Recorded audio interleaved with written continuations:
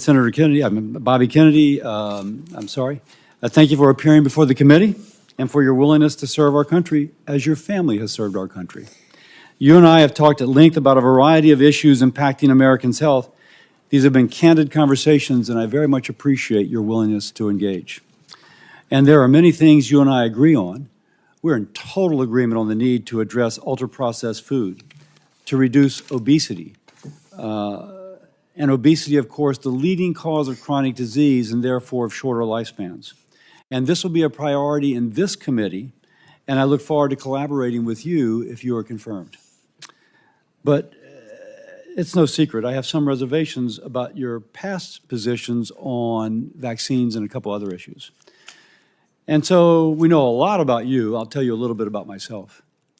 Before I entered politics or even thought about running for office, I practiced medicine for 30 years, working in public hospitals in California and Louisiana, specializing in liver disease, caring for those who otherwise would not have had a specialist. If you will, dedicating my life to saving lives, that is, being a doctor.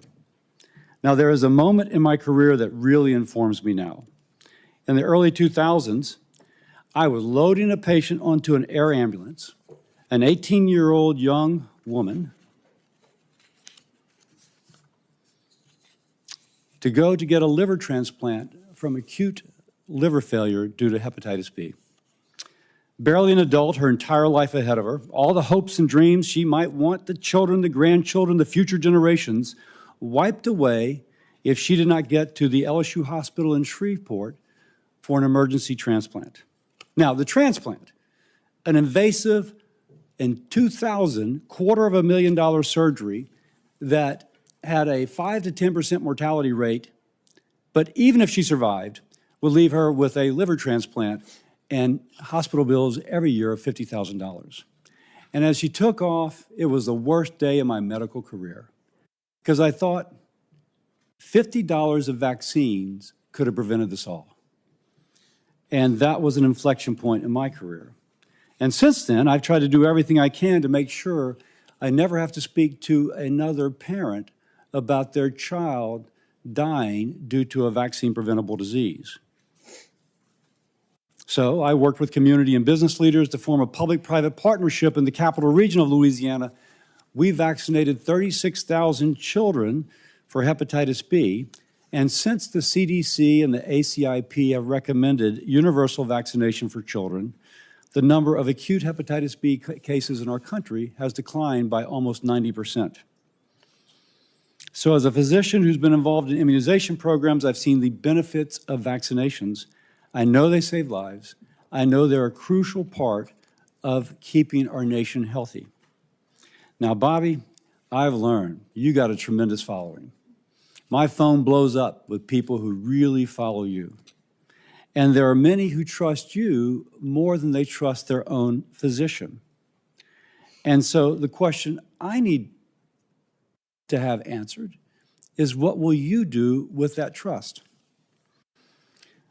Whether it's justified or not, and you may not want this to be the case, but I have constituents who partly credit you for their decision to not vaccinate their child. Now, that's a real conversation. And I'm hearing from them, and they want you confirmed. Now, you're going to tell us this week, as you did, I think you'll tell us today, as you did in Finance Committee yesterday, that you're pro-vaccine. So what will you tell the American mother? Will you tell her to vaccinate her child or to not? Or to have a conversation with her doctor, but for many that will be permission to not vaccinate their child. We know that to be the case. So your past of undermining confidence in vaccines with unfounded or misleading arguments concerns me. Can I trust that that is now in the past? Can data and information change your opinion, or will you only look for data supporting a predetermined conclusion? This is imperative. You will have the responsibility to restore trust in our public health institutions in this position you have. Now, let's turn a little political. I want President Trump to be successful. It's important for our country. Any action you take as HHS Secretary will shape his legacy, and we both want that legacy to be positive. So, thank you for coming before the committee, for being willing to serve, and I look forward to today's conversation. And with that, I yield to my ranking member, Senator Sanders. Thank you, Senator Cassidy, Chairman. And Mr. Kennedy, thanks for being with us. I'm going to discuss later the issue of vaccines, which Senator Cassidy raised, and it's of concern, I think, to all of us. But before I go there, I wanted to congratulate you, in a sense, for the phrase, "Make America Healthy Again." I think that is a cry that all of us, a goal that all of us share, because as you've indicated, we're a very unhealthy society. We are the richest country in the history of the world, and yet we rank far below every other major country in terms of our life expectancy. That's outrageous.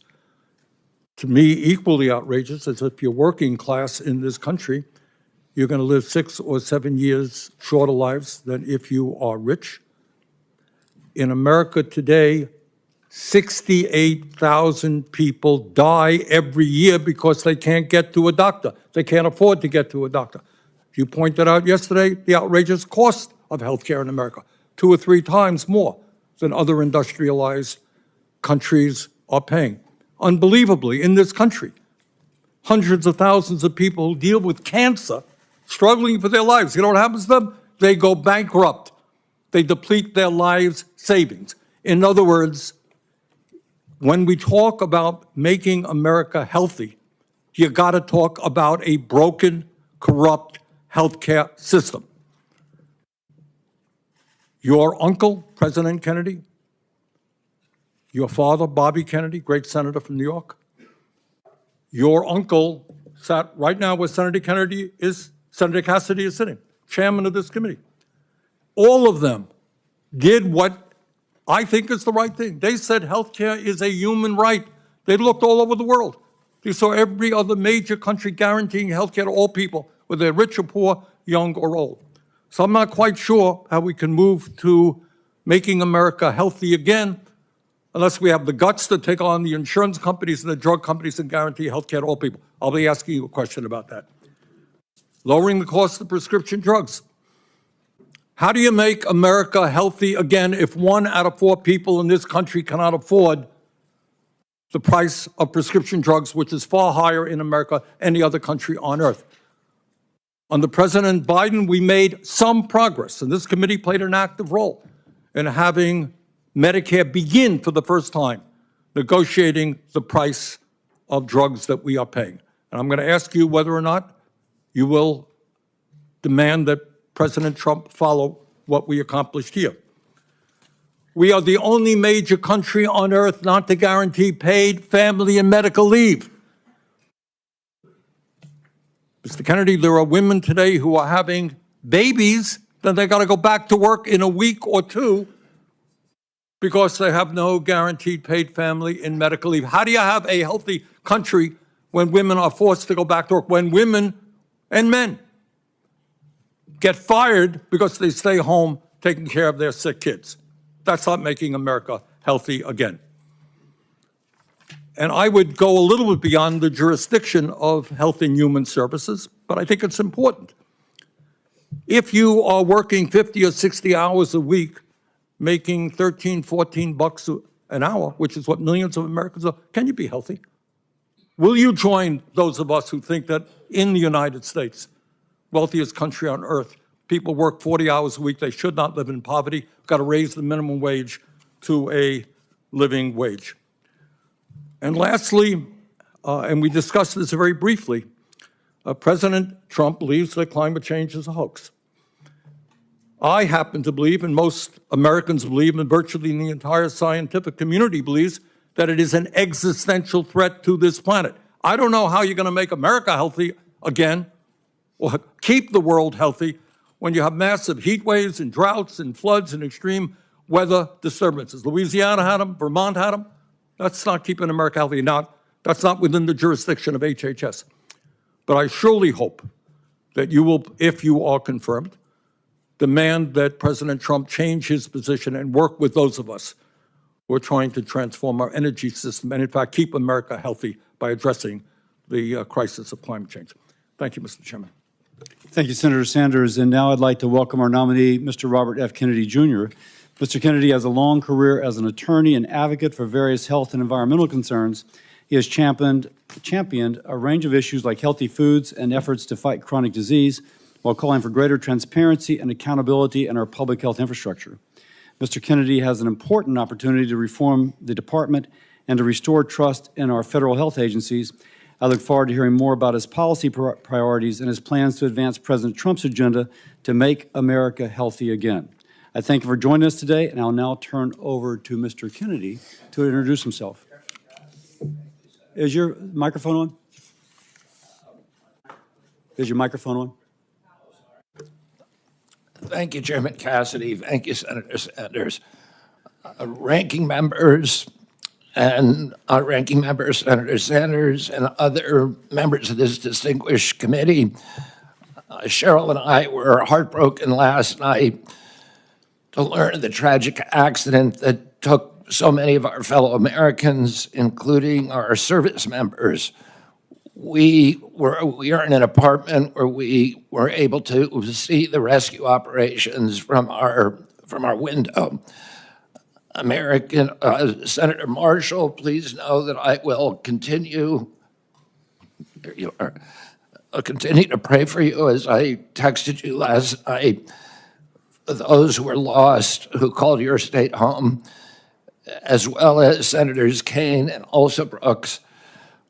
We appreciate the first responders and local officials who are working so hard. May God continue to be with us all who are impacted, and those who continue to help with the recovery. I'm humbled to be sitting here today as President Trump's nominee to oversee the U.S. Department of Health and Human Services. I want to thank President Trump for entrusting me to deliver on his promise to make America healthy again.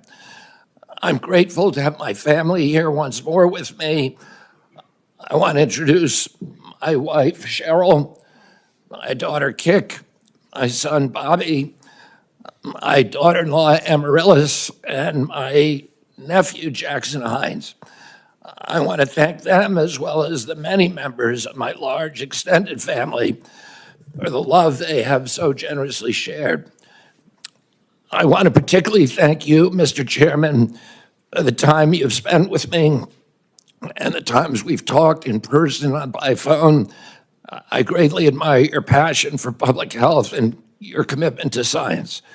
And this committee is blessed to have a medical doctor at the helm and two other medical doctors, Dr. Marshall and Dr. Rand, on the committee. I explained yesterday to the Finance Committee that my journey into the issue of health began with my career as an environmental lawyer, working with hunters and fishermen and mothers in the communities and small towns along the Hudson River. I learned that human health and environmental health are intertwined and inseparable. The same chemicals that kill fish also sicken human beings. Today, Americans' overall health is in grievous condition. Over 70% of adults and a third of children are overweight or obese. Diabetes is 10 times more prevalent than in 1960. Cancer among young people is rising by 1 or 2% per year.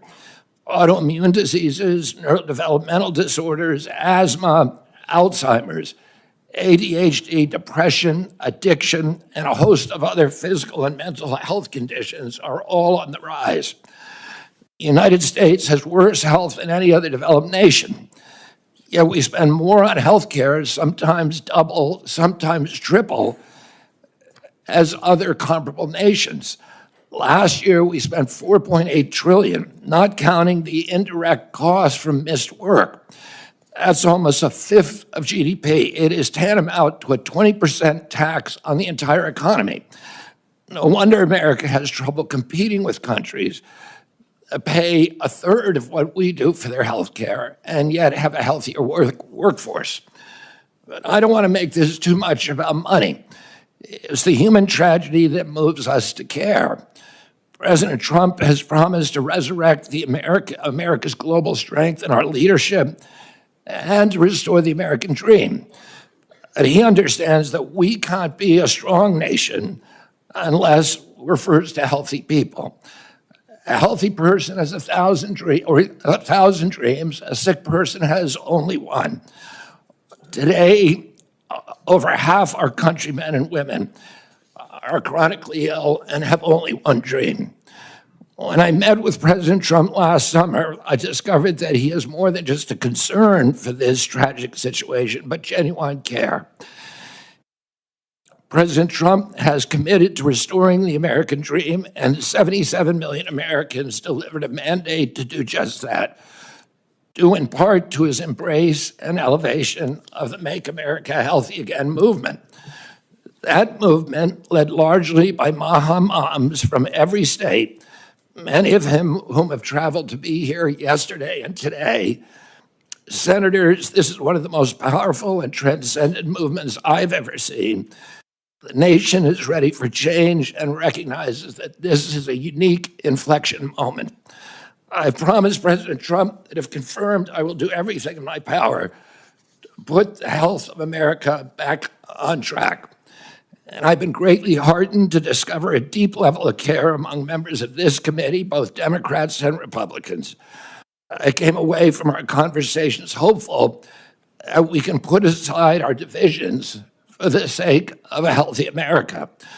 For a long time, the nation has been locked in a divisive healthcare debate about who pays. Well, when healthcare costs reach 20% of GDP, there are no good options, only bad ones. Shifting the burden around between government and industry and corporations is like changing deck chairs on the Titanic.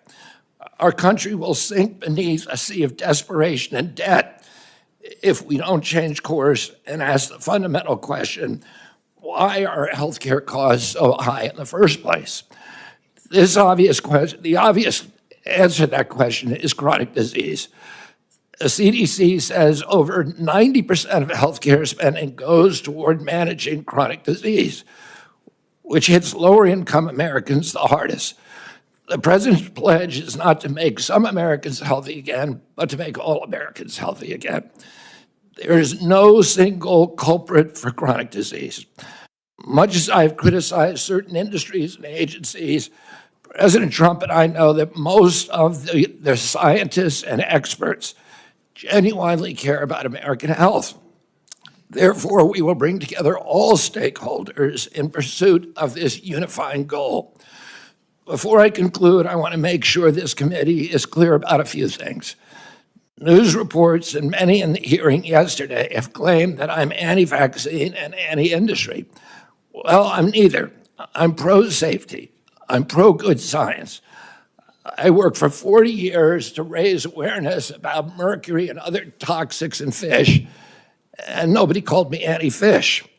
All of my kids are vaccinated. I believe vaccines have saved millions of lives and play a critical role in healthcare. Nor am I the enemy of food producers. American farms are the bedrock of our culture and our national security. I was a 4-H kid, and I spent my summers on ranches. I want to work with our farmers and food producers to remove burdensome regulations and unleash American ingenuity.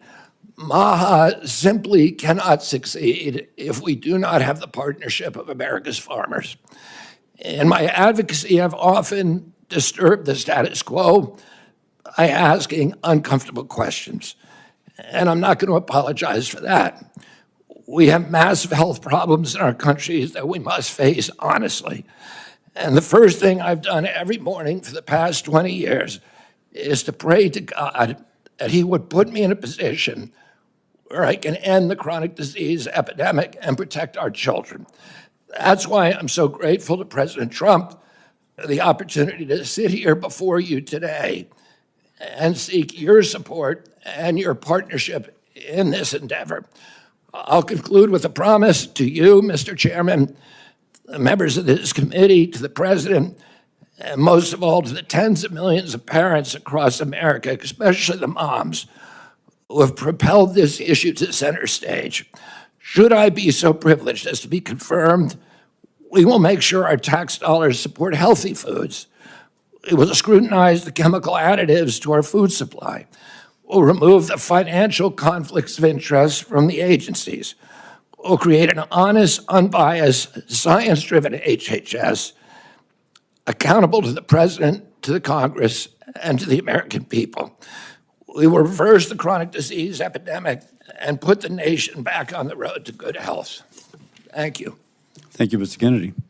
I'll start. And for everyone's information, yesterday, finance went long. This is not the Star Chamber. This is where I think most people can get their questions out in 5 minutes.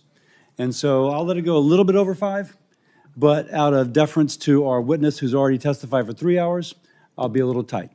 That said, at the end, taking the ranking member and the chairman's privilege, we will have a chance, the two of us will have a chance to ask a little bit more. And that's what you get for being a chair. So that said, let's begin.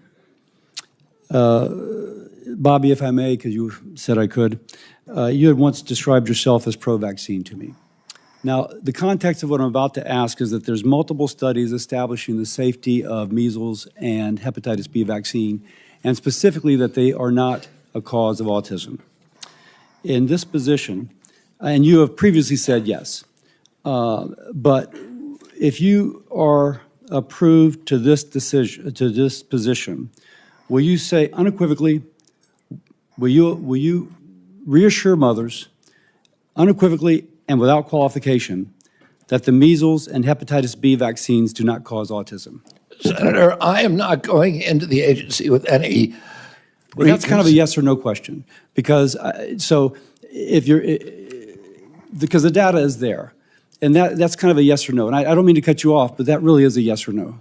If the data is there, I will absolutely do that. Now there is the data. Just because I used to do hepatitis B, as I've said, I know the data is there. Well, then I will be the first person. If you show me data, I will be the first person to assure the American people that they need to take those vaccines. Now, what concerns me is that you've cast doubt on some of these vaccines recently. I mean, like the last few years, but the data, and I can quote some of it. The data has been there for a long time. I've been out of the game. I've been in Congress for 16 years. And this data was in large measure generated before I came to Congress. So my concern is that if you were making those claims and being so influential, I mean, your bully pulpit is incredible. With that responsibility, that you never acquainted yourself with anything that might contradict that what you were previously saying. So let me ask once more. If the data is brought to you, and these studies that have been out there for quite some time and have been peer-reviewed, and it shows that these two vaccines are not associated with autism, will you ask, no, I need even more? Or will you say, no, I see this, it's stood the test of time, and I unequivocally and without qualification say that this does not cause autism? Not only will I do that, but I will apologize for any statements that misled people otherwise. Thank you. Next. And I just want to pledge to you that I will never stick on a point if somebody shows me data that says I'm wrong. I know that's an interpretation people have, but it's absolutely wrong. I am science-driven and evidence-driven. I think the concern is how persuadable people are. But let me go on because I have limited time. I'm going to hold myself to the same 5 minutes.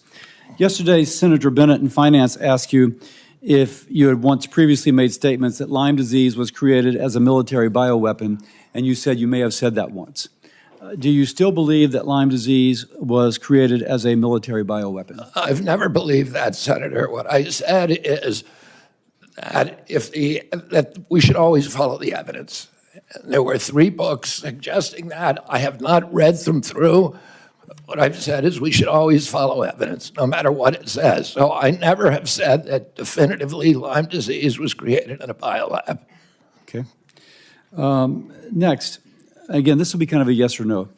Do you commit that you will revise any CDC recommendations only based on peer review, consensus-based, widely accepted science, in other words, not personal beliefs or the beliefs of any single person that you or your department may identify? Absolutely, Senator. I am not I am not going to go into HHS and impose my preordained opinions on anybody at HHS. I'm going to empower the scientists at HHS to do their job and make sure that we have good science that's evidence-based, that's replicatable, where the raw data is I'm almost published. out of time, so let me get to another question. All right. Do you promise that FDA will not deprioritize or delay review and/or approval of new vaccines, and that vaccine review standards will not change from historical norms? Well, we will have the best vaccine standards with safety studies, and I will not, if the That's a panels little bit of a recommend- different answer than the question I asked, because what is the best could be in the eyes of the beholder. So let me read again. Promise that the FDA will not deprioritize or delay review and/or approval of new vaccines, and that vaccine review standards will not change from historical norms. Yes. Great. With that, I will set a good example, and I yield my time to my ranking member. Thank you, Chairman Cassidy, and I'm going to do what I very rarely do, is actually follow up on a question from Senator Cassidy. There have been, as I understand it, dozens of studies done all over the world that make it very clear that vaccines do not cause autism. Now, you just said, if I heard correctly, well, if the evidence is there. The evidence is there. That's it.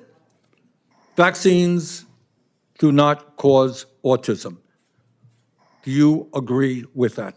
As I said, I'm not going to go into HHS with any preordained. I asked you a simple question, Bobby. The studies all over the world say it does not. What do you think? Senator, if you show me those studies, I will absolutely, as I promised to Chairman Cassidy, I will apologize. That is a very troubling response, because the studies are there. Your job was to have looked at those studies as an applicant for this job. All right. Let me ask you another question about this one, about COVID.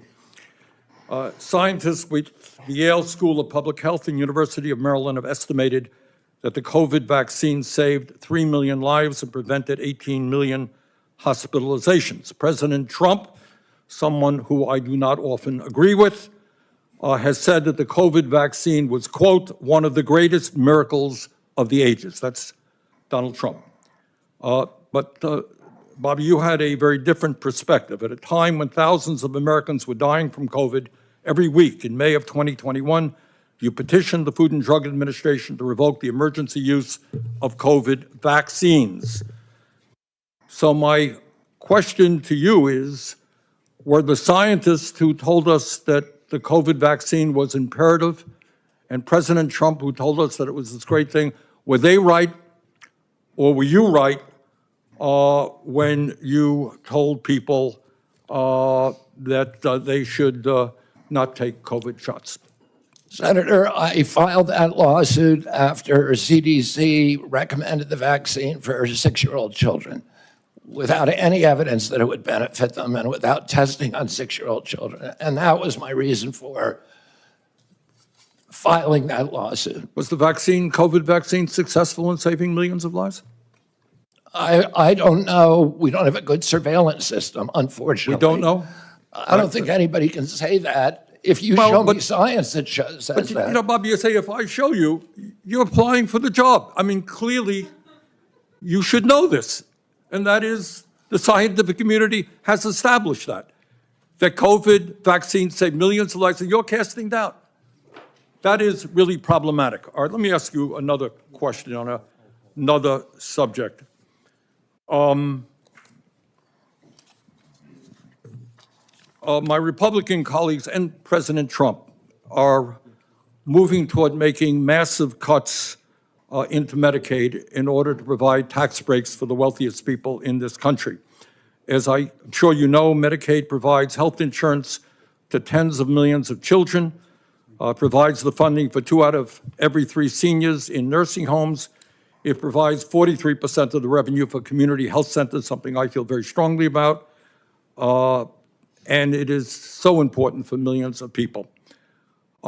If confirmed, in terms of making America healthy again, will you stand up to the White House and say, no, we cannot throw millions of children off of health care millions of elderly people out of nursing homes. We cannot cut Medicaid to give tax breaks to billionaires.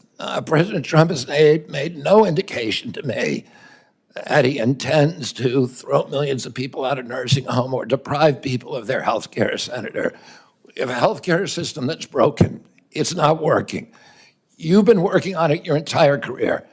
As Americans get less and less healthier, as premiums rose. Bobby, I believe the healthcare system is broken. We He has agree on asked that. me to fix it. But So do that you it works fix for it? the American people. But my colleagues here, certainly in the House of Representatives, are prepared to make massive cuts in Medicaid. Now, I happen to believe in a Medicare for all system that guarantees health care to all people. Not what we're talking about. But in fact, there is serious discussion of massive cuts to Medicaid, which will have devastating harm on children, people in nursing homes. All I am asking you, if that proposal goes through, will you say, hey, you're not keeping America healthy by throwing children off of health care? Senator, I haven't seen any of the congressional proposals. I can only tell you what President Trump has told me, which is that he wants me to make Medicaid, Medicare, and Obamacare better. Well, if you haven't seen those proposals, I suggest you go to any newspaper. They're there.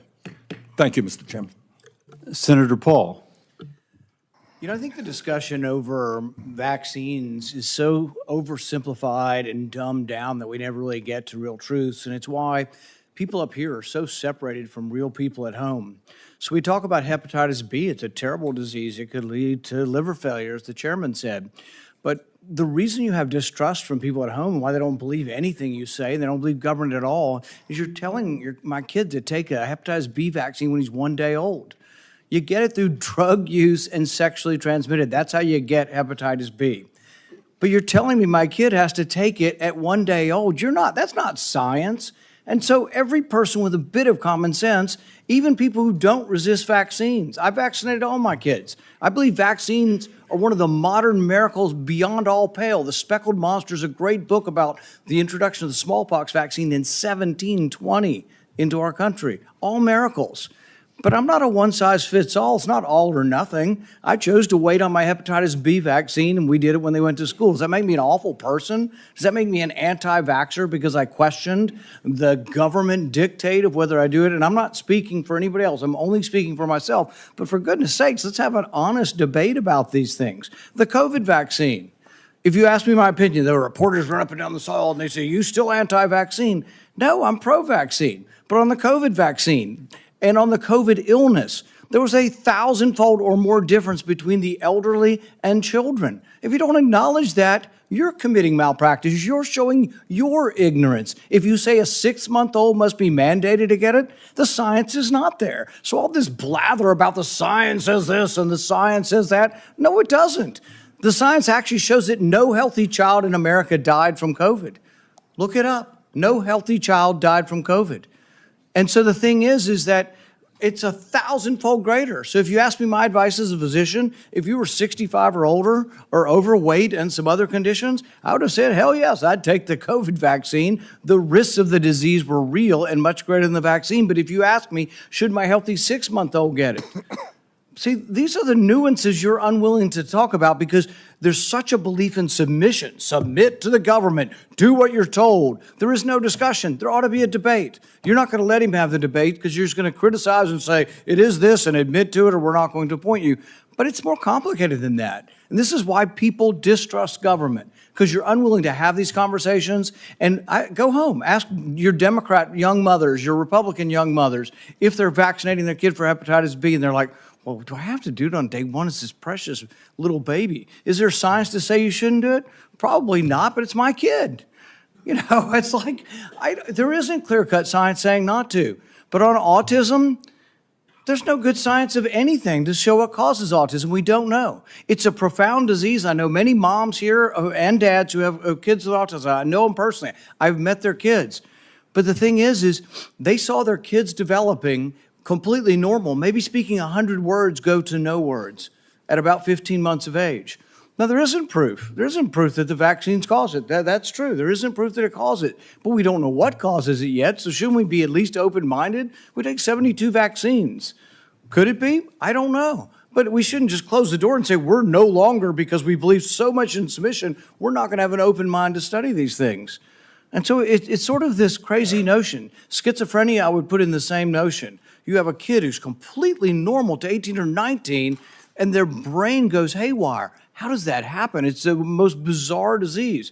Shouldn't we be open? Could it be our food? It might be vaccines, it might be our food, but autism's more common. I don't know about the schizophrenia statistics, but autism is more common. Shouldn't we want to be open-minded? Instead, we're so closed-minded and we're so consensus-driven that the science says this. Well, science doesn't say anything. Science is a dispute, and 10 years from now, we could all be wrong. We were told in the beginning, 20 years ago, they did this enormous study, and they said, everybody over 50 should take an aspirin. I thought, well, that's a pretty good idea. It makes sense. But you know what? 20 years later, they measured it. And they found if you had no heart disease and you were taking aspirin, your chance of dying from a brain bleed or from a stomach bleed were greater than the risk of heart disease. If you have heart disease, they still say take an aspirin. If you don't, they've changed their mind 20 years later. But would you have all said I was crazy and I should no longer be in public discourse if I had said 20 years ago, I don't feel like taking an aspirin. I ride my bike all the time. I'm afraid I might hit my head. But that's what a country's about. It's what dissent is about. So just ask you to look at the larger picture and give the guy a break who says, I just want to follow the science where it leads without presupposition. I think really what we have up here is presupposition. You've already concluded. It's absolute that autism isn't caused by it. We don't know what causes autism, so we should be more humble in what we say. Sorry I didn't get to a question.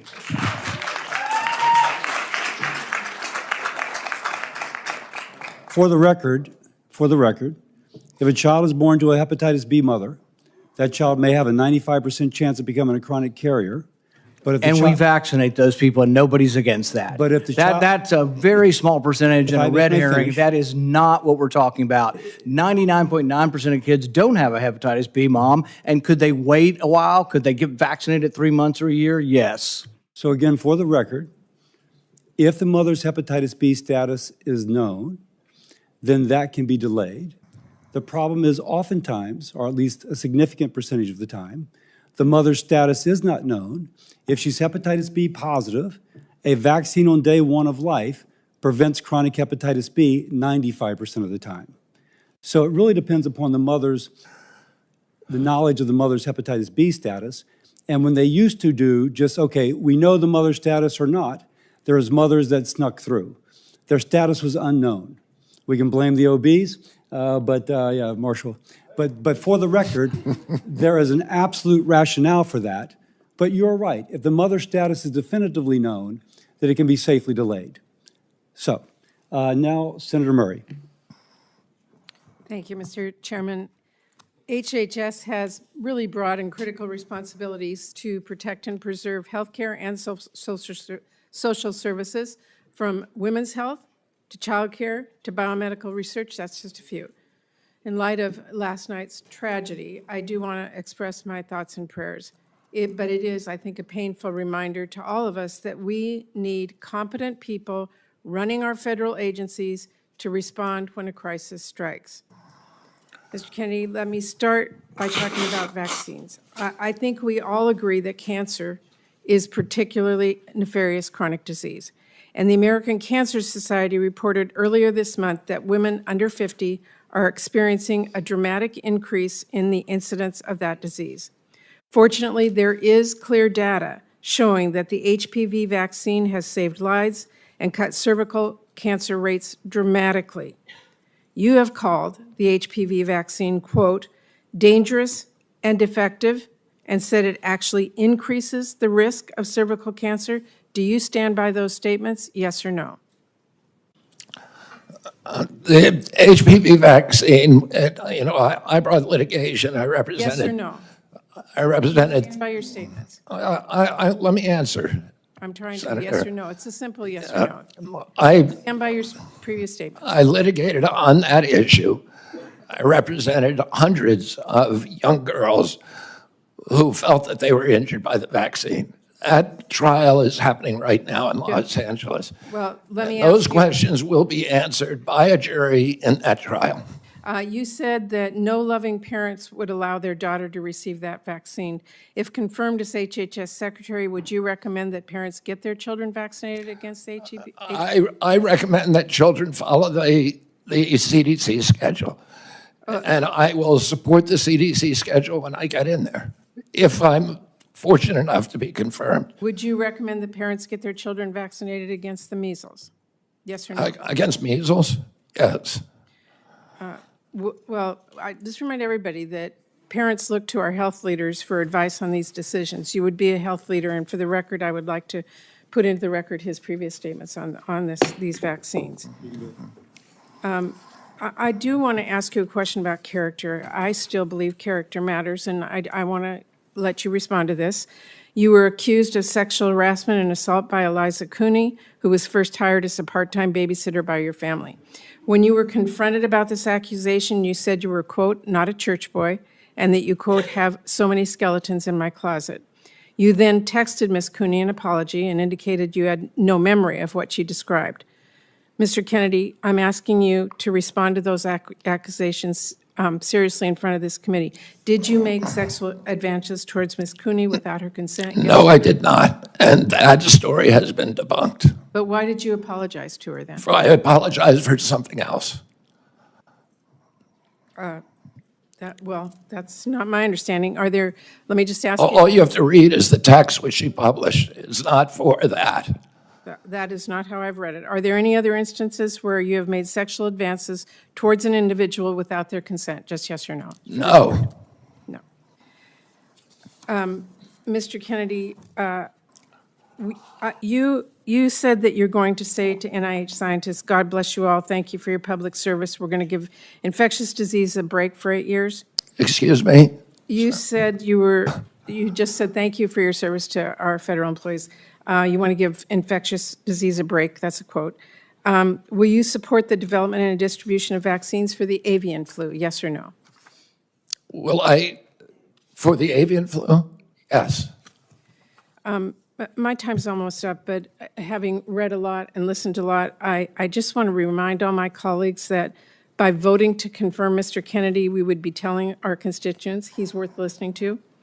That alone could get people killed before he even lifts a finger, because he does not even need the levers of power to influence people. As we saw in Samoa, all he needs is a megaphone. To affirm his views by voting to confirm him as our highest health official, we should not mince words about what that would mean. When babies die from whooping cough because parents weren't sure if the vaccine was safe, we will have to look them in the eye. When measles sweeps through school, then hospitals, nursing wards, will this be worth it? There are political realities, we all get that, but there's also right and wrong, fact and fiction. And there's also people staying healthy or dying pointlessly from diseases we can prevent because they thought Congress took its job vetting our health care secretaries seriously. Thank you, Mr. Chairman. We're going to now go out of order. We're going to go to Senator Marshall. He would like to be able to view the press conference regarding the tragedy on the plane from Wichita. Senator Marshall.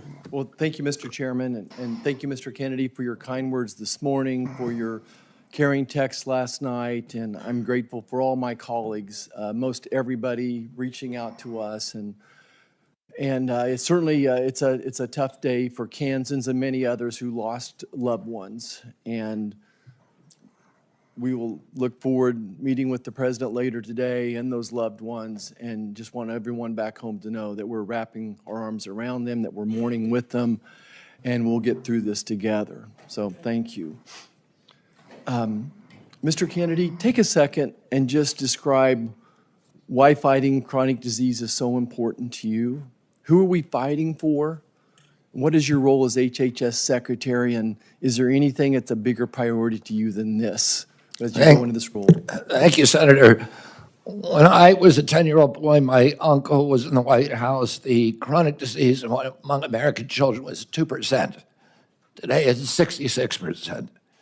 The cost of chronic disease to our country when my uncle was president was zero. There were not even treatments for chronic disease at that time.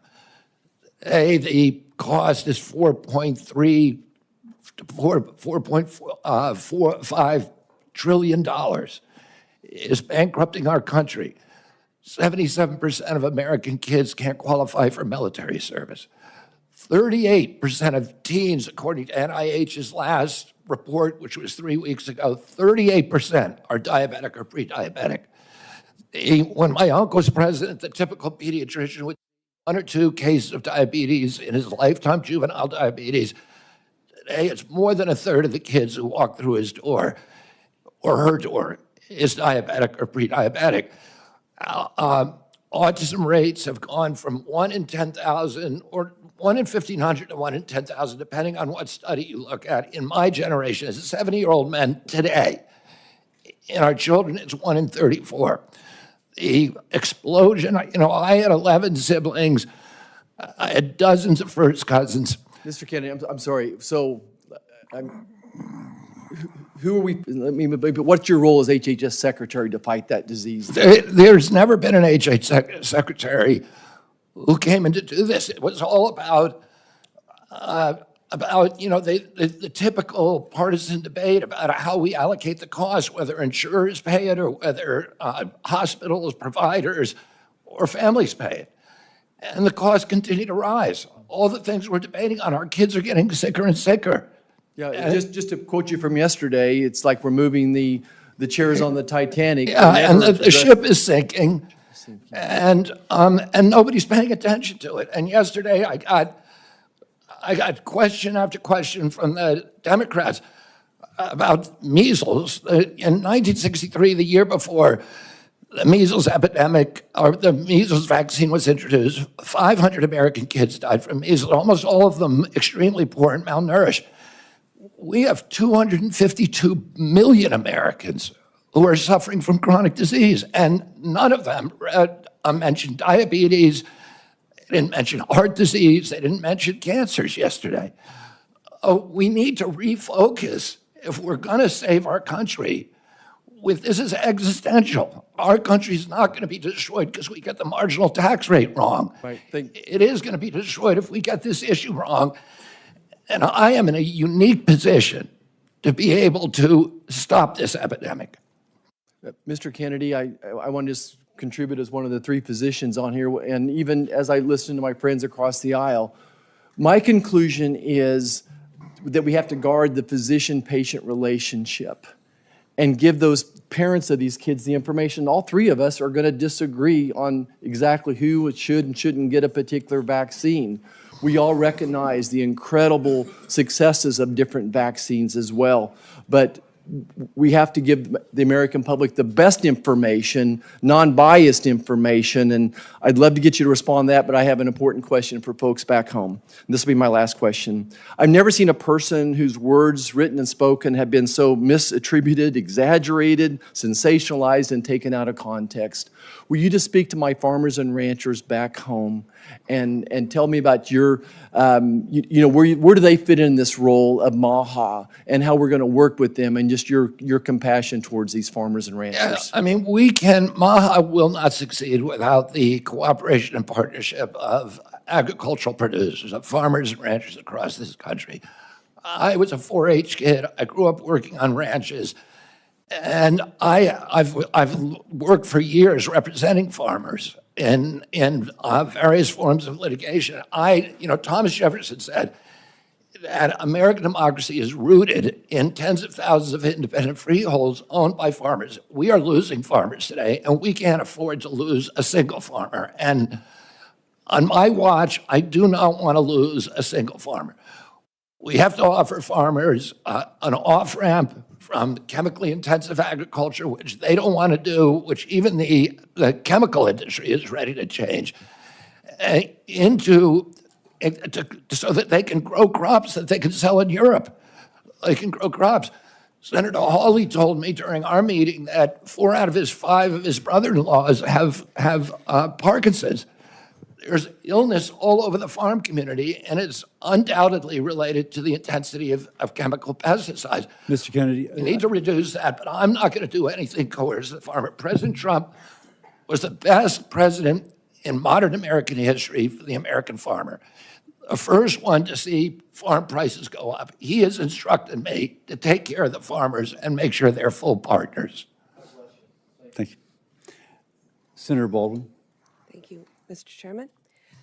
Mr. Kennedy, I've been listening to the back and forth and questions, and when people have tried to pin you down, you have said, Can you speak up, Senator Baldwin? yes, I've been listening to the back and forth, the questions, and when people tried to pin you down on a point, you said, show me the data or bring me the studies. And I want to suggest that that data is out there, and those studies are out there. And if you're going to review all the studies and the data, you're going to be doing that, if confirmed, for your first year of being secretary. When we talked, we were talking a bit about vaccines at the end of our meeting, and you said really to me that there's no post-approval safety monitoring. And that led me to believe that you're not aware of the significant and ongoing safety monitoring that occurs after years of rigorous studies showing vaccines to be safe and effective. And so I want to give you the opportunity to set the record straight here. Are you aware of the measures in place throughout Health and Human Services to ensure vaccine safety after approval? Yes or no? I'm aware of the VAERS system, which CDC admits it captures fewer than 1% of vaccine injuries. So you are aware of the I'm also CDC aware of- monitoring? Are you aware of the FDA post-approval monitoring? I'm aware of only 2 systems. Are you aware of the vaccine safety data link? Oh, yeah, I'm very aware of that. Are you aware of the vaccine adverse event reporting system? I'm aware of the vaccine safety data link that CDC keeps under a lockbox and will not let independent scientists Are you look at it. aware of the clinical immunization safety assessment project? As I said, Are we you need- aware of VSafe? I'm aware that they're broken, and I can explain to you how each one of those is broken if you're interested. What I want to do is make sure we have gold standard science. We get the conflicts off the panels so that people, this Congress. What I listed right now are just some of the guardrails that are in place to ensure that life-saving vaccines are safe and effective. And this is after numerous clinical trials, rigorous studies, and review by an independent panel of experts that show vaccines are safe and effective, which is available to all the public. If you want to take a second look at the science, like you have said, well, it's here, it's available, and it's conclusive. And saying anything else is undermining vaccines. To a different And by the issue. way, repeating what Congress found in the issue. 2003 investigation. Kennedy, I want to move to what I hope it will be pretty simple stuff. In general, for a drug to be considered safe, would you say that 97, 98% of people taking that drug and having no complications is generally safe? It would completely depend on what the drug is. If it's a drug given to a healthy population, that would not be unacceptable. Again, this is as high a level as it gets. Would you say that when 99 out of 100 people experience minimal or no complications, that that drug is safe? It depends what the risk is from the disease. It depends what the benefit from the drug is. If you're dying of cancer, you will take a drug with that kind of risk profile. And if we were to If you're a talk healthy about individual with zero, peer-reviewed, if you're a healthy individual with zero I'm talking risk, about mifepristone, but if we were to talk about peer-reviewed, replicable studies of a medication, would you say that you needed 10 trusted studies to get the same conclusion? it 15, depends what the 20 trusted studies? It depends what the What's your number? it completely depends on the kind of study. You're talking about randomized studies or observational studies. Is it safe to assume that 100 studies that are replicable and peer-reviewed is enough? Well, it could be one study if it was a powerful enough study. The most widely used medication abortion drug, mifepristone, has been FDA approved for nearly 25 years.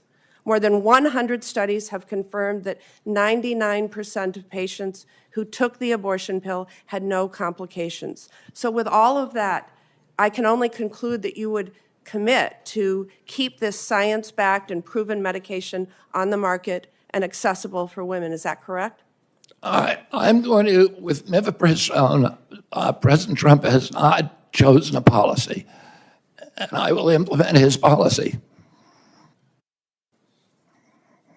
So regardless of the studies, regardless of the data, regardless of the science, you've been talking about, show me the data, show me the studies. Well, if you, Would have that policy Senator- regardless of what the science says. Senator, the devil is in the details. If you're telling me 99% of women did okay, but 1% died, I would say that is not a That is beneficial not risk what profile. the studies show. I know, but you're not showing me. I need those details from the study before I can't buy a pig in a poke. Show me what the study says. So let's move on. Next, it would be Senator Mullen. Thank you, Mr. Kennedy, for being here. You know, we have fortunately been able to form quite a friendship over the last year, and I appreciate it. Appreciate the in-depth conversations we've had. And I just want to point out, I don't understand why my colleagues all of a sudden say we can't question science. I mean, it absolutely blows my mind that all of a sudden it's such shame that Bobby's sitting up here and he's questioning science, because I guarantee you, if he was sitting here and he was going to be the Secretary of HHS underneath the former President Biden, which I enjoy saying former president, I would bet you that you guys would have his back 100% and enjoy the fact that he's questioning science. And would probably support his positions 100%, but because he's now on the Republican side, you guys have went way off the rail, and how dare he question science? My God, if we didn't question science, where would we be today? We've always questioned science. Science is always evolving, always changing. Have a glass of wine a day, it's healthy for you. Don't have a glass of wine a day. Have a piece of chocolate a day, it's healthy for you. Dark chocolate is healthy for you. Take an aspirin a day, as Senator Rand Paul pulled out. I mean, where would we be today if we didn't ever question science? But I will say there's an issue that I have as a father of 6, that when my kids come out from getting their vaccines, they look like a freaking pincushion. I mean, 72 vaccinations? I think there's a reason we should be questioning this. When you start looking at the rise of autism, why wouldn't we be looking at everything? Who wouldn't want to look at everything? Give me anybody in this room that doesn't know somebody that you're personally connected to that one of their children doesn't suffer from some severity of autism. Give me one. And you guys are all saying that Bobby can't question it? I don't get it, guys. I don't understand your point, other than the fact you just oppose him because he supports a president that you guys don't like now. I applaud him for going into the situation and saying, let's question something.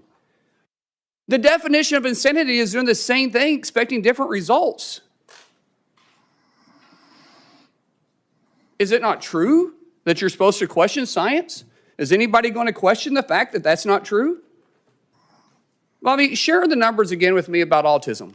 Where are they at when you as a child to where they're at today as my kids are children? There weren't a lot of studies when I was a kid, but the best studies, and really the only studies out there are 2 studies.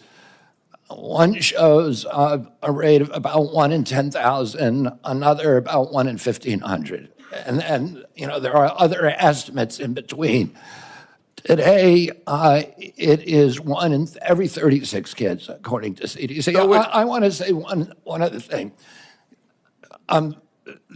Relevant to what the point you just made. In 1963, my uncle awarded John F. Kennedy the highest civilian honor to Francis Kelsey. Francis Kelsey was a young scientist at NIH who came in and objected to the panel having approved thalidomide for American children.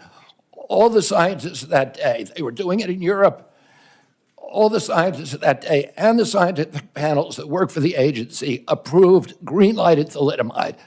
She stood up and screamed and fought and risked her job and risked her reputation, and she blocked it in our country. 3 years later, everybody recognized that she was a hero and a savior of our children, because we were not getting the kind of terrible, diabolical deformities as they were experiencing in Europe.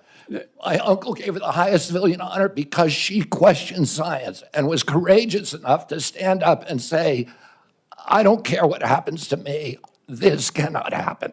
And irony is that she was a Democrat at that time and she questioned science. But now all of a sudden, because you're working for Republicans, you're not allowed to question science. Let's go back to this and say let's just use the number of 1 in 10,000 at your age. Now, we're a little bit different in age. I'm not going to say how old you are, but you look great for your age.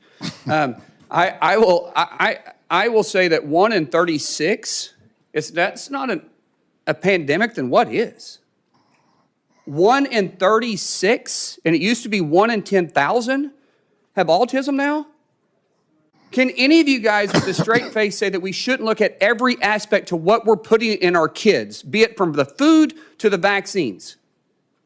1 in 36. That scares the living daylights out of me. With 6 kids, I could have 36 grandkids.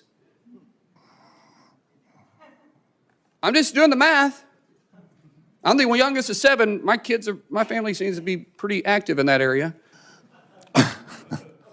So I'm not necessarily trying to be funny, but I'm being very serious, guys. We should support the fact that Bobby's questioning it. He's not saying he's against it. He's saying he's going to question it and let the studies follow where they will. And God bless you for doing that. Thank you. Thank you, Senator.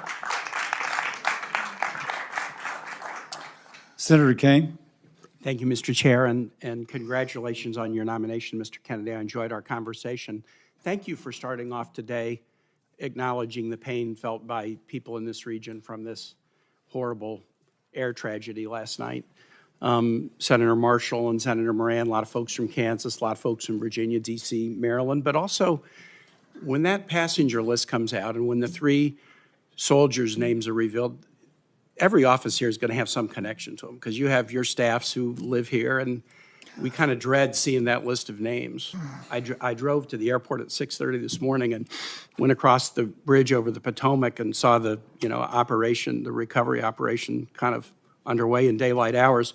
And I thought about the last big aviation disaster in Richmond when on 9/11 a plane slammed into the Pentagon. And Virginia got hurt very bad that day, and so did the nation. Just a couple of months ago, you posted this on your X account.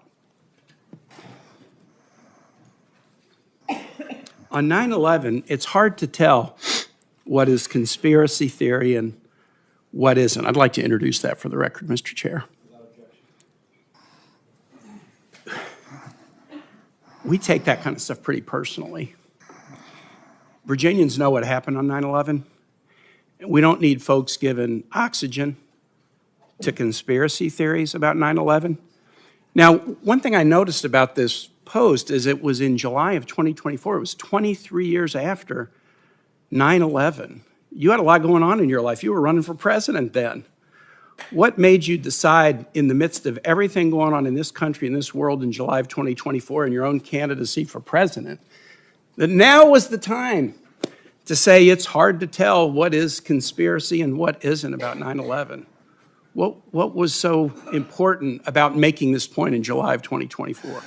Senator, the dramatic drop in trust in our government, and this is particularly one of the templates for that is what happened at CDC. Yeah, no, I want to move aside from that. Because you say, you go on to say, I won't take sides. As president, I won't take sides on 9/11. Wow.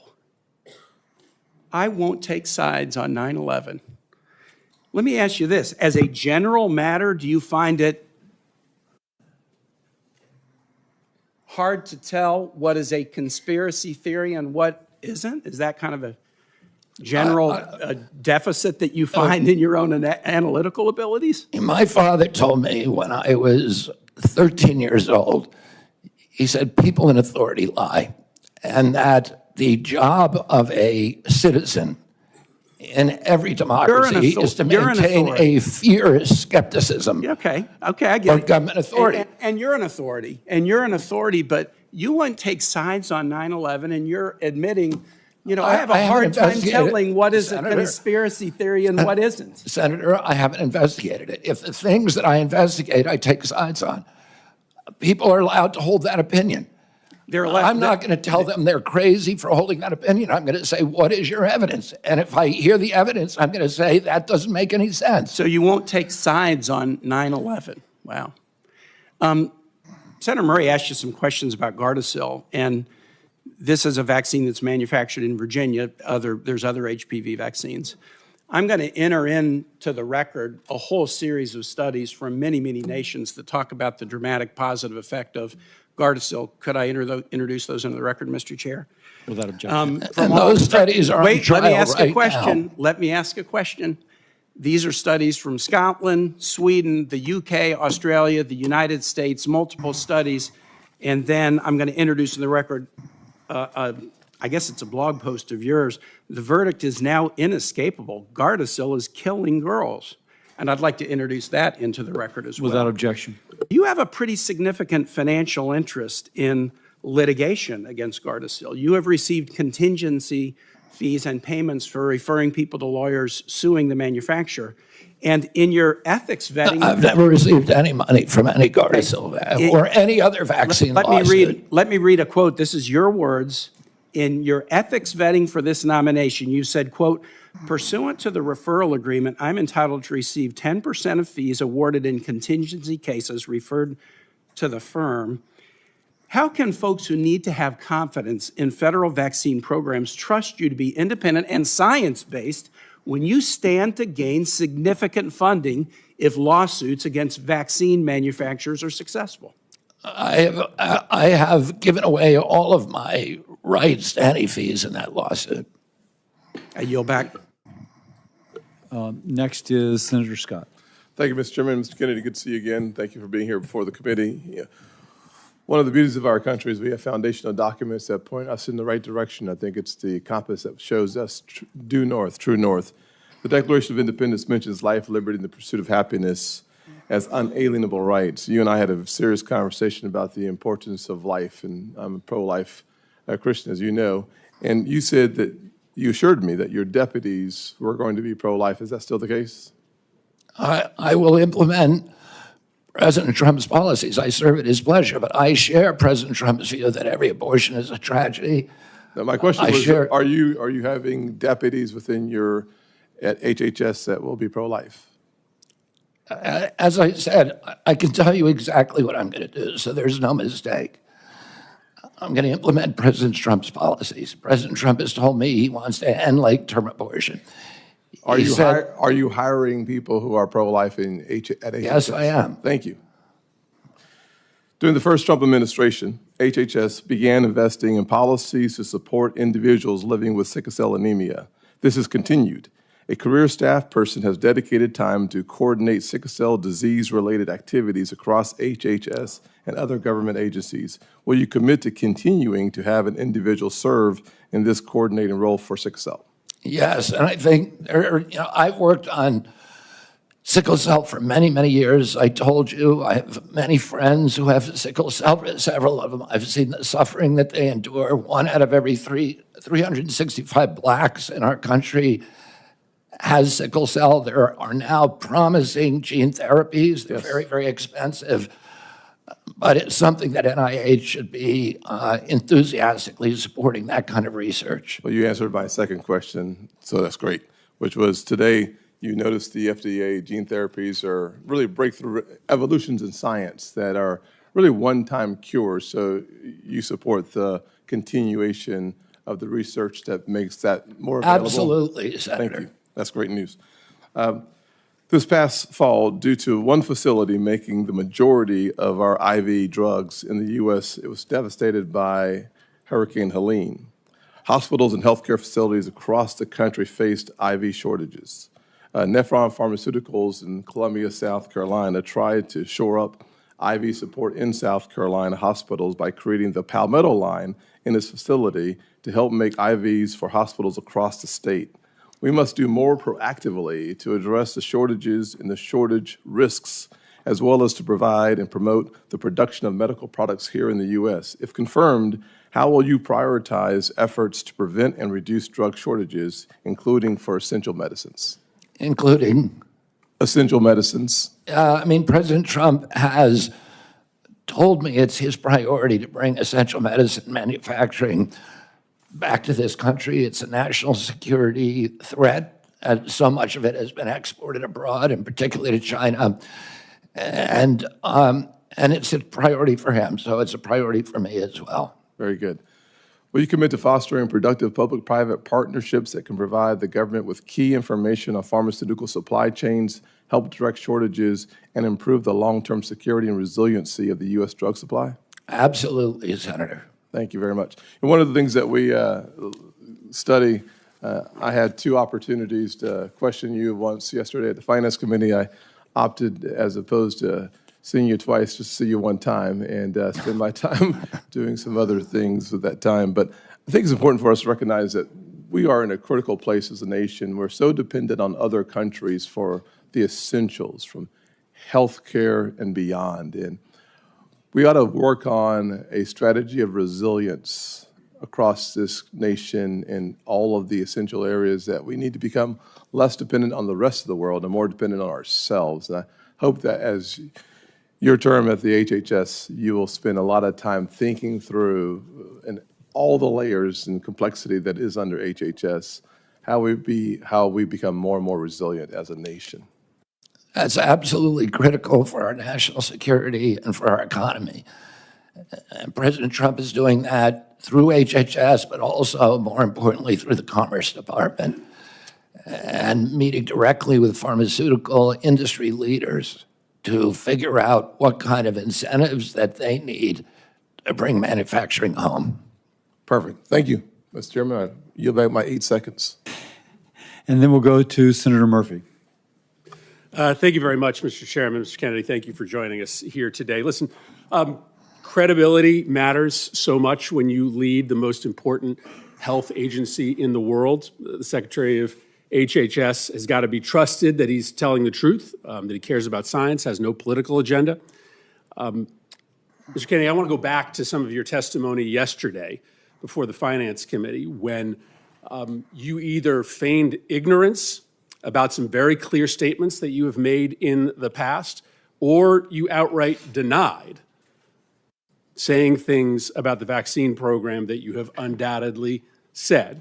And so with a day's hindsight, I want to give you another chance to be honest about the things that you have said. Senator Warnock asked you yesterday if you had compared America's vaccine program to the Catholic Church's pedophilia scandal. You said you never said that. Now, I'm not asking you to explain what you said. I didn't say it, never said that. You didn't say that. Senator I did Warnock, not say that I hadn't said that, Senator. I said the other question you asked me about Nazi death camps. That's fine. You're doubling down on that. You said, Senator Warnock also asked you if you compared America's vaccine campaign to the Nazi death camps and the Holocaust. Again, you said yesterday you didn't say that. I did not say that. You did not say that. Senator Bennett asked you yesterday if you had made an allegation that AIDS is a different disease in Africa than it is in America. On that one, you said you didn't recall. Having had a day to think about it, do you recall saying that AIDS is a different disease in Africa than it is in the United States? I looked up that passage in my book and found that indeed the diagnostics for AIDS are very different in Africa than in the United States, that the list of symptoms is almost completely different. So let me just, I'll submit this for the record, but having denied the first two statements, let me just read what you said. You said in 2013, is it hyperbole to say that the people who run our vaccine programs should be in jail? They should be in jail. To me, this is like Nazi death camps. Look at what it does to the families who participate in the vaccine program. I can't tell why somebody would do something like that. I can't tell you why ordinary Germans participated in the Holocaust. I can't tell you what was going on in their minds. With respect to the pedophilia scandal, you said the pedophilia scandal in the Catholic Church is a perfect metaphor for what's happening in the United States. The vaccine program, it's the same reason we had a pedophilia scandal in the Catholic Church. It's because people were able to convince themselves that the institution of the church was more important than these little boys and girls who were being raped. I don't disagree with Senator Mullen. I don't want an HHS secretary that's not going to question science. I think it's important to question science. But you're not questioning science. You've made up your mind. You have spent your entire career undermining America's vaccine program. You make these purposeful comparisons to those that are administering the vaccine program to the Nazi executioners, to the people who covered up the Catholic Church's pedophilia scandal because you have made a decision that there is a comparison, that there is evil in the vaccine program as there was evil in the pedophilia scandal and the Nazi death camps. You aren't exploring science. You have made up your mind. You've spent your entire career trying to undermine these programs. And so the reason that these statements, these incredibly aggressive, over-the-top statements matter to us is because it just isn't believable that when you become secretary, you are all of a sudden going to be consistent with science. People who have spent their career saying these kinds of things, running the kinds of campaigns that you have run, don't all of a sudden change their stripes. And so, Mr. Chairman, I will submit these statements. Can I respond to that, Senator? Without objection. My statement about the Catholic Church is almost identical to the findings of the Government Oversight Investigation Committee that investigated CDC's vaccine program in 2003. Senator Burton was chairman of that committee.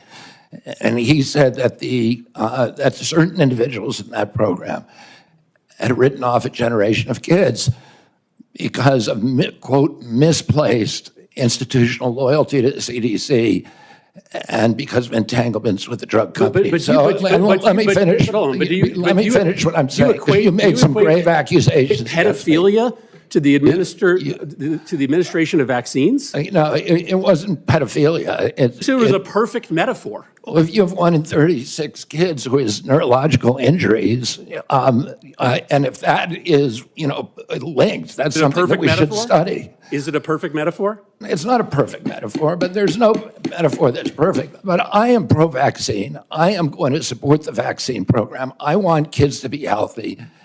And I'm coming in here to get rid of the conflicts of interest within the agency, to make sure that we have gold standard evidence-based science. And if you show me where I'm wrong on this, show me a single statement I've made about science that is erroneous. Thank you. Senator Hawley. Thank you very much, Mr. Chairman. Mr. Kennedy, welcome. I enjoyed our conversation last month in our office. And thank you for remembering, as you did again today, my uncles who we talked about, Morris and Lauren and Jean, who all have recently passed away from Parkinson's, grew up in a farm family. That was kind of you to remember them. So thank you for that.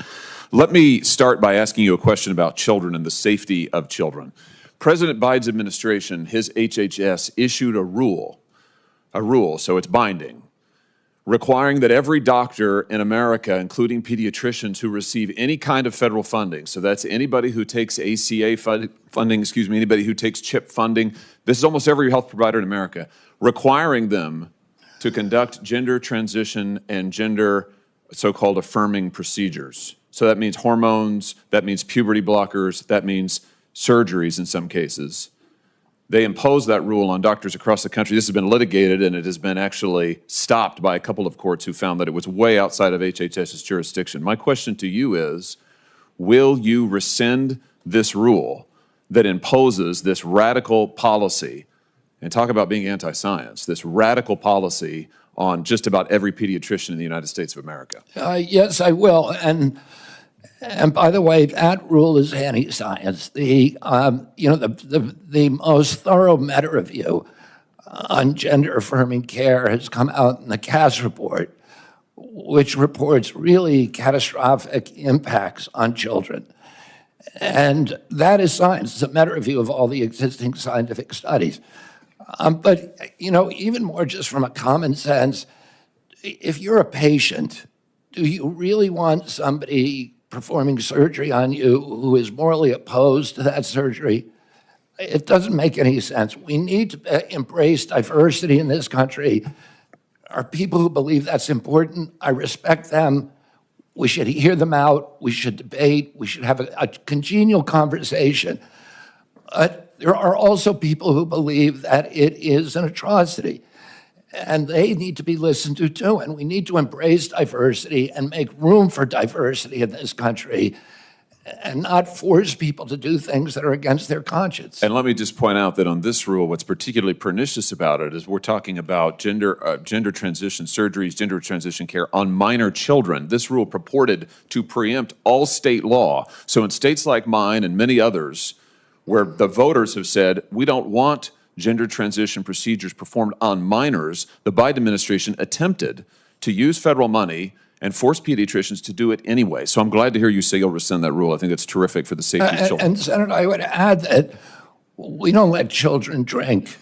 We don't let them drive an automobile because they have bad judgment. They are flooded with hormones. Their brains are still in formation. Their sexuality is still in formation. To allow them to make judgments about that are going to have life-changing, forever implications for the rest of their life at that age is unconscionable, particularly in light of the Cass report. I'm glad to hear you say that. Let me ask you a question about NIH research, if I may. I know this is something that you care a lot about. Under the first Trump presidency. And I do want to add that people who have gender differences should be respected. They should be loved. But loving them does not sometimes love means saying no to people. Let me, on NIH, under the first Trump presidency, HHS stopped new NIH research that involved human fetal tissue from elective abortions. Now, you were asked about this sort of tangentially yesterday by Senator Cantwell, and I want to get your quote right. You said to her correctly, you said stem cell research today can be done on umbilical cords and you don't need any fetal tissue, which is correct. My question to you is, will you reinstate President Trump's policy that ensures that no federal research and no federal tax dollars is conducted on fetal tissue taken from elective abortions? Yes. Fantastic. Let me ask you just about Title X. You were asked about this yesterday too, and I think I understand your answer. I just want to be sure I've got it crystal clear. Title X, which prohibits the funding of the use of federal taxpayer funding for abortions or to flow to entities like Planned Parenthood that perform abortions or refer people to abortions. You were asked yesterday if you would support President Trump's rule that says no Title X funding for those who perform abortions or refer people to abortions. I think your answer was yes, you would reinstate that rule. I just want to be sure I'm right about that. Yes. Fantastic. Last point that I have for you. On mifepristone, the chemical abortion drug, you said yesterday that you would study its safety. I think that's good. I want to make an additional point here just about how the Biden administration changed the rules on mifepristone that I hope that you'll take into consideration, because you pointed out, I'm almost done, Mr. Chairman, you pointed out that we need to honor the wishes of voters and states and their right to set life policy. I just point out that the Biden administration's rule on mifepristone, which they did after the Dobbs decision, means that in any state, including ones like mine, where voters or state legislators say, we don't want abortion performed after a certain point, if the Biden administration rule on chemical abortion stands and you can mail in these abortion drugs without a doctor visit or referral, that means no state ban, no state decision, no voter decision is going to matter. We're going to have a one-size-fits-all policy set here in Washington. I hope you'll take that into consideration. I will implement President Trump's policies. Senator Hassan. Well, thank you, Mr. Chairman and Ranking Member Sanders. Good morning, Mr. Kennedy. Look, I want to just take a moment because, like a few of us on this dais, I sit on finance as well as help. And one of the things that was most disturbing to me about yesterday's hearing was the suggestion from some of my friends on the other side of the dais that our intense questioning and concerns about Mr. Kennedy were driven by partisanship. I have voted for 5 of President Trump's nominees to date in the last couple of weeks. One of them, the new Secretary of Transportation, was on the scene last night at DCA. Like all of us, I take really seriously our obligation for advice and consent. And I am concerned, as Senator Mullen expressed his concern, about the need for science to help us move forward on critical issues.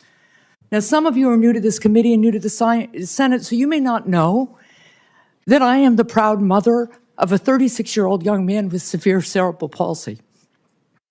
And a day does not go by when I don't think about what did I do when I was pregnant with him that might have caused the hydrocephalus that has so impacted his life. So please do not suggest that anybody in this body of either political party doesn't want to know what the cause of autism is. Do you know how many friends I have with children who have autism? The problem with this witness's response on the autism cause and the relationship to vaccines is because he's relitigating and churning settled science so we can't go forward and find out what the cause of autism is and treat these kids and help these families. Mr. Kennedy, that first autism study rocked my world. And like every mother, I worried about whether, in fact, the vaccine had done something to my son. And you know what? It was a tiny study of about 12 kids. And over time, the scientific community studied and studied and studied and found that it was wrong. And the journal retracted the study because sometimes science is wrong. We make progress. We build on the work and we become more successful. And when you continue to sow doubt about settled science, it makes it impossible for us to move forward. So that's what the problem is here. It's the relitigating and rehashing and continuing to sow doubt so we can't move forward, and it freezes us in place. Now let me move on to my other concerns from yesterday's hearing. During yesterday's hearing, you really showed a lack of knowledge about Medicare and Medicaid. So what is Medicare Part A? Medicare Part A pays mainly for primary care or physicians, and then Medicare. No, so it is about, Medicare Part A is seniors coverage for inpatient hospital care. What's Medicare Part B? For physicians and doctors. Medicare care Part D. That is coverage for outpatient care and home health. So what is Medicare Part C? Medicare Part C is a program where it's the full menu of all the services, A, B, C, and D for Medicare. It is Medicare Advantage, which it's the private insurance option for seniors on Medicare. So, Mr. Kennedy, you want us to confirm you to be in charge of Medicare, but it appears that you don't know the basics of this program. So let's turn to Medicaid. No, I had to correct you on several things. Oh, you let's just turn added to Medicaid. Yesterday, you didn't said correct me. I didn't get it wrong. Mr. Kennedy, my time is limited, and I hope the chair will give me Is a this couple of more question, minutes. Senator? Yes, Medicaid. All right, because you're let's giving me very turn to little time Medicaid. to answer one. Let's turn to Medicaid. Medicaid, you said yesterday to Senator Cassidy, Medicaid is fully paid for by the federal government, and it's not fee for service. That statement is false. Do you now understand that that statement is false, yes or no? That Medicaid is paid for by the federal government? I believe that. You said it is fully paid for. Medicaid, in fact, sir, Well, is no, a federal-state partnership. The state has a partnership. Right, so you were wrong yesterday, so you're acknowledging that Well, that statement was false, right? I misstated something. All right, good. So yesterday, when you were questioned about Medicaid, you repeatedly dodged questions by saying you want to make it better. Republicans are circulating a proposal that would end Medicaid expansion in some states, including in New Hampshire. So I will continue, submit this for the record, but it is important to me to understand whether you believe that taking Medicaid away from 60,000 people in New Hampshire would make Medicaid better. And would it make New Hampshire healthy again? I'll submit that for the record. Thank you, Mr. Chair. Senator Tuberville. Thank you. Thank you, Mr. Chairman. Thank you, Mr. Kennedy, for being here. Being a few months older than me, I'm going to be respectful to your elders. Not by much. Yeah, not by much, that's right. But thank you. Look at this room. We hadn't had a full room in here since I've been in here 4 years on any hearing. Thank you for bringing the light to what this is all about. It's about health in our country. There might have been a half a dozen people in the last Health and Human Services nominee. Nobody was interested. Lawyer who worked from home in California, didn't do a damn thing in terms of what we needed when COVID was full steam. So thank you. Thank you for getting our young people involved. My two boys, 28 and 30, a year or so ago, they were going to vote for you for President of the United States. You know why? Because you're trying to save their group of people from the chemicals and the things that we have in our food. They're fired up about it. And you brought light to that. And thank God you've done that. You brought importance to what we're doing. You know, I coached for 40 years. In the last 4 or 5 years I coached, I'd never seen like the run on drugs our young people are being given by doctors across this country. We have a attention deficit problem in this country. You know, attention deficit, when you and I were growing up, our parents didn't use a drug, they used a belt and whipped our butt, you know, and told us to sit down. Nowadays, we give them Adderall and Ritalin, like candy across college campuses and high school campuses. Mr. Kennedy, what are we going to do about that? Today, 15% of American kids are on Adderall. And there's clearly a major problem with overprescription, not just with our children, but with our entire population. We have 4.2% of the world's population, and we take 50% of the pharmaceutical drugs. And there's a recent study by Peter Ghosh, who is one of the founders of the Cochrane Collaboration, that showed that prescription drugs are now the third largest cause of death in our country after cardiac arrest and cancer. We're not getting healthier. Americans are getting less and less healthy. 70% of pharmaceutical profits globally come from our country, which has 4.2% of the world's population. We're the only country that allows full-scale pharmaceutical ads on TV. And we're all being told you can make yourself, you can eat anything you want, you can smoke anything you want, you can do anything you want, and there'll be a drug to fix you in the end. And it is not a good formula. And our kids are getting sicker and sicker. They're not getting better. Nobody here, all the people here who are defending this current system and defending these pharmaceutical industry profits, many of whom are taking huge amounts of money from the pharmaceutical industry, millions of dollars for many of these senators. And none of that, this is not making our country healthier. It's making us sicker. We need to get rid of these conflicts. We need good science, and we need good leadership that is able to stand up to these big industries and not bend over for them. Thank you. And you brought to light the vaccines over the last couple of years. I've had my first granddaughter here in a couple of weeks, and my son and his wife have done their research about vaccines, and she's not going to be a pincushion. We're not going to allow that to happen. But you brought that up, but as you and I talked about vaccines, Coach, let's empower scientists to do their job. You know, let's go by what they do. Let's don't just do something for the pharmaceutical company. So I appreciate you doing that. One other thing is you and I talked about red dye number 3, and just happened, you and I talked about that, and a few days later in this room we had the FDA director. And I asked him, why do we use red dye 3 in our cosmetics, or we don't use in cosmetics, we use in our food, but we don't use it in cosmetics because it causes cancer. What in the heck's going on? Well, a few weeks later, because of your insistence, we dropped it. So tell me about dyes and things that you're concerned about, because I get more talk about that than anything.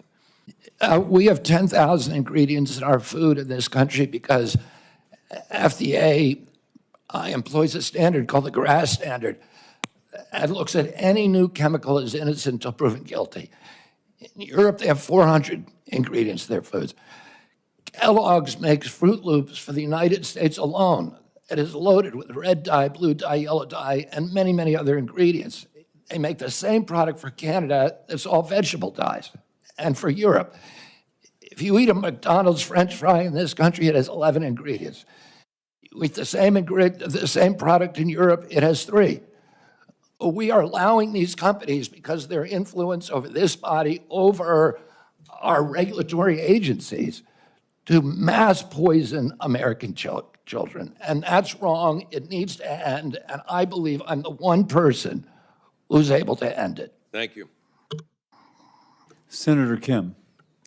Thank you, Chairman. Mr. Kennedy, good to see you. I wanted to just start by asking you if you support medically assisted treatment to help people get off of opioid addiction. Yes, I do. Do you think it's safe, and would you consider it to be the gold standard of the approach? The Cochrane Collaboration, which is the most prestigious scientific research organization, has said that the gold standard is, has found in studies, a gold standard is 12-step programs. You need an entire retinue, entire menu of treatments because many addicts will not respond immediately, at least, to 12-step programs. And for many of them, Suboxone and other, and even methadone, are critical interventions that save lives, that get addicts off the street, and they should be available as a treatment option. I wouldn't describe them as gold standard, but I would describe them as medically necessary. Well, this is something, look, I know we all take this very seriously in terms of the plight of opioid addiction in our country. And that's something that I hope we can recognize. We need to lift up more and more. I mean, NIH has said over and over again, not enough people are doing it. And in fact, an NIH-published study does call it the gold standard of treating for opioid use disorder. You're on a mission against and fighting against chronic disease. You talk a lot about obesity. I wanted to get your thoughts if you support Wegovy, Ozempic, other similar types of GLP-1 drugs to fight obesity. The GLP-1 drugs, the GLP drugs, the class of drugs are miracle drugs. But I do not think they should be the first frontline intervention for 6-year-old kids for whom they are currently. That is the standard of practice now. If every American who qualifies for a GLP by being overweight, 74% of our population asked for them, and the federal government was paying for it. It would cost over $1 trillion a year. It would double the insurance costs for employers in this country, and it would be a tsunami. And they have a lot of side effects. You said you support it, but that you don't see it being the tool of choice for especially young kids. Exactly. If for people who have morbid obesity, for people who have diabetes, absolutely.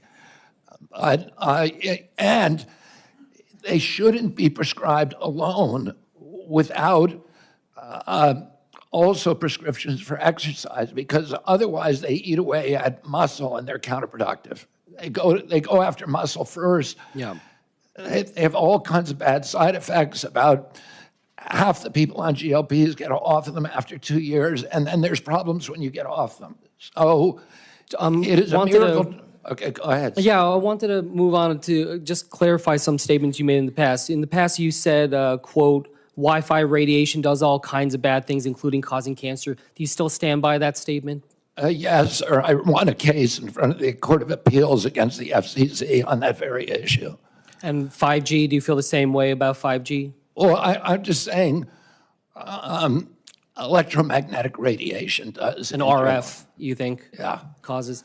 Another issue that comes before your work, if you were to be confirmed. And let me just clarify that. It changes DNA, and there are scientific studies that have linked it to cancer, many of them. But it does other things that are, including neurological injury, that are kind of the other frontline injuries that we're most concerned about and that are best documented. One other issue that comes before your work, if you're confirmed, I wanted to ask if you would support and continue and expand CDC's role in collecting and disseminating data on firearm mortality in the United States, something that... I believe that we need to study the causes of mass shootings. We need to study all the causes. When it came to, you said earlier in response on avian flu, you would continue the investments, that you would support vaccine development. I just want to clarify, does that mean you support investments in mRNA vaccine research and development? I'm not going to pick a vaccine right now. I need to look at all the data. I need to look at safety data and efficacy data, but I'm going to continue research on every kind of vaccine. Mr. Chair, I yield back. Thank you, Senator Kim. And now Senator Banks. Thank you, Mr. Chairman. Mr. Kennedy, President Trump just won a historic election victory, and you were a big part of it. At the outset of the hearing, you talked about those Maha Moms, that coalition that you led, that movement that was behind you, that supported President Trump on Election Day, giving him one of the biggest electoral college votes in my lifetime. You were a part of that. The voters voted for President Trump And President Trump, by the way, is a man of his word. He always follows through on what he says he's going to do. And one of the things that he said he was going to do was put you front and center in this administration to make America healthy again. And that's why, at the end of the day, a lot of those moms have been here yesterday and today from Indiana to support you in this movement. And that's why you have my full support. And anything other than voting for you to confirm you would be thumbing my nose at that movement, the millions of people in this country who want us to focus on making America healthy again.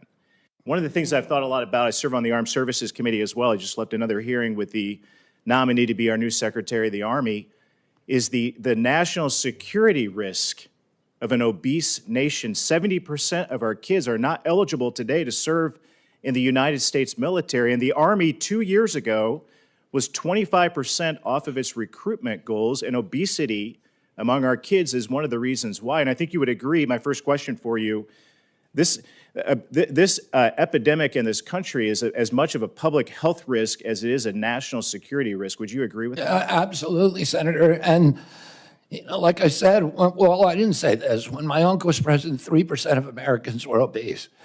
And today, 74% are obese or overweight. In Japan, 3% are obese. So other nations, what we're seeing here is not happening elsewhere. And American kids did not suddenly get gluttonous and lazy. Something is poisoning them. And we need to figure that out. And then we need to end those exposures. We need to do gold standard science. And all of these moms recognize that we now have a unique opportunity in history, where history now is at an inflection point, where we have a unique opportunity to reverse this epidemic. And we know what we have to do. We have to study the additives. We have to end the conflicts of interest on the nutrition panels and on the drug panels that are loaded with people who have corrupt entanglements with the industries they're supposed to regulate, that have turned these agencies into sock puppets for the industries they're supposed to regulate. We need somebody who can come in, who can break that inertia. We are attracting the most talented group of people who work in NIH and CDC and FDA in modern history. And people who are not coming there for jobs, they're innovators, they're disruptors, they're entrepreneurs, and they're coming in not because they want position, but because they actually want to change things and give us gold standard science and make America healthy. And I know you agree that fitness is a part of that, a major part of that. Absolutely. My uncle started the Presidential Council on Physical Fitness. I won a contest when I was in school. I got an award for it, and it was a piece of pride for me. And for many people in my generation, I'm sure Coach, won his presidential. I want to move on. I want to move on to another national security threat. The biggest existential threat to America is the Chinese Communist Party. And right now we're importing 1/3 of our medicines from China. And even more of our generic drugs come from China. It's a public health risk and a national security risk. What can you do as HHS Secretary to reduce our reliance on China and help our domestic manufacturers? This is a huge priority for President Trump. He sees this as perhaps our greatest national security vulnerability. And over the past few years, so much of our essential medicines, the production of them and the supply chains have been exported to China. And it's a crisis now in our country. If there is a pandemic, if there is a war, if there's any conflicts, China will now be able to ransom American health. And that is not a good situation. We need to bring that production home, and President Trump is committed to doing just that. Well, sir, I think you're going to have a tough job. You have my full support, but you've got lawmakers against you. You're going to have bureaucrats against you. You're going to be working with the limits of the administrative state at the department. But I'll have your back, and I want to work with you to get it done. Thank you, Senator. Support this movement. Thank you. I yield back. Senator Blunt, Rochester. Thank you, Chairman Cassidy and Ranking Member Sanders. Mr. Kennedy, during our meeting, you shared your vision for the department, and we discussed priorities important to my home state of Delaware. But I must say, as a former cabinet secretary and a health official in my state, and listening to your answers today in this hearing, I am deeply concerned and shocked by your apparent lack of understanding of, frankly, some of the basic responsibilities of the department. It's one of the largest, most complex, and it is vitally important. And yesterday, during your finance hearing, and today, you confused details about Medicare and Medicaid. You didn't know what authorities you have under the Emergency Medical Treatment and Labor Act, known as EMTALA, and you made false claims about the safety of mifepristone. However, what concerns me the most as a mom and a first-time grandmother is your decades-long track record of promoting vaccine misinformation and profiting from it, despite the harms that it may cause to American children. And with that, I'll turn to my questions. In yesterday's hearing, you did not seem to know anything about EMTALA, even though I raised it with you during our meeting last week. So I'll give you another opportunity. Yes or no, do you believe that a person presenting to an emergency room with a severe illness should have any type of emergency care needed to save their life? Any American who the Yes law or no? says. Yes. I'm answering the question. Any Yes or no American, was the direction. under the law, every American who presents to an emergency room must be treated, and I can enforce that law, and I believe that's the right thing to do. Do you agree that a person who is experiencing severe pregnancy complications should be able to receive emergency care to save their life if that care is an abortion? My understanding of President Trump's policy is that I'm not asking women, you President Trump's policy. I'm asking you, what do if you believe? If it's necessary to save the life of the mother. Okay, so you of do course, believe, yes. yes, they should.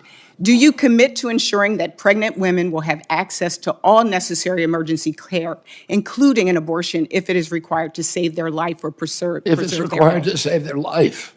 And would you agree that the ability to provide quality emergency care for pregnant women is essential to preventing maternal mortality? Providing care for pregnant women, we should be providing care for pregnant women. President Trump wants to do that.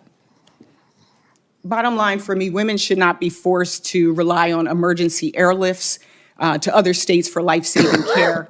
And to be blunt, in our meeting, your lack of understanding really, again, was very concerning. In a 2023 interview, you described yourself saying, I'm a Kennedy Democrat. I believe in labor unions. I believe in a strong, robust middle class. I believe in racial justice. And just yesterday and today, during this hearing and the hearing yesterday, you said we need to respect diversity. Mr. Kennedy, the Trump administration recently issued an executive order that directs the federal government to eliminate grants, contracts, policies, programs, and activities that include diversity, equity, inclusion, and accessibility. This executive order has already caused widespread confusion, fear, and uncertainty for healthcare providers, researchers, public health professionals, and service providers across the country. You said in our meeting that you understand that health disparities exist. So yes or no, do you, in your view, do the following programs count as health DEI programs? Programs that target Black women to address the maternal mortality crisis? Senator, there are 7. Yes or no?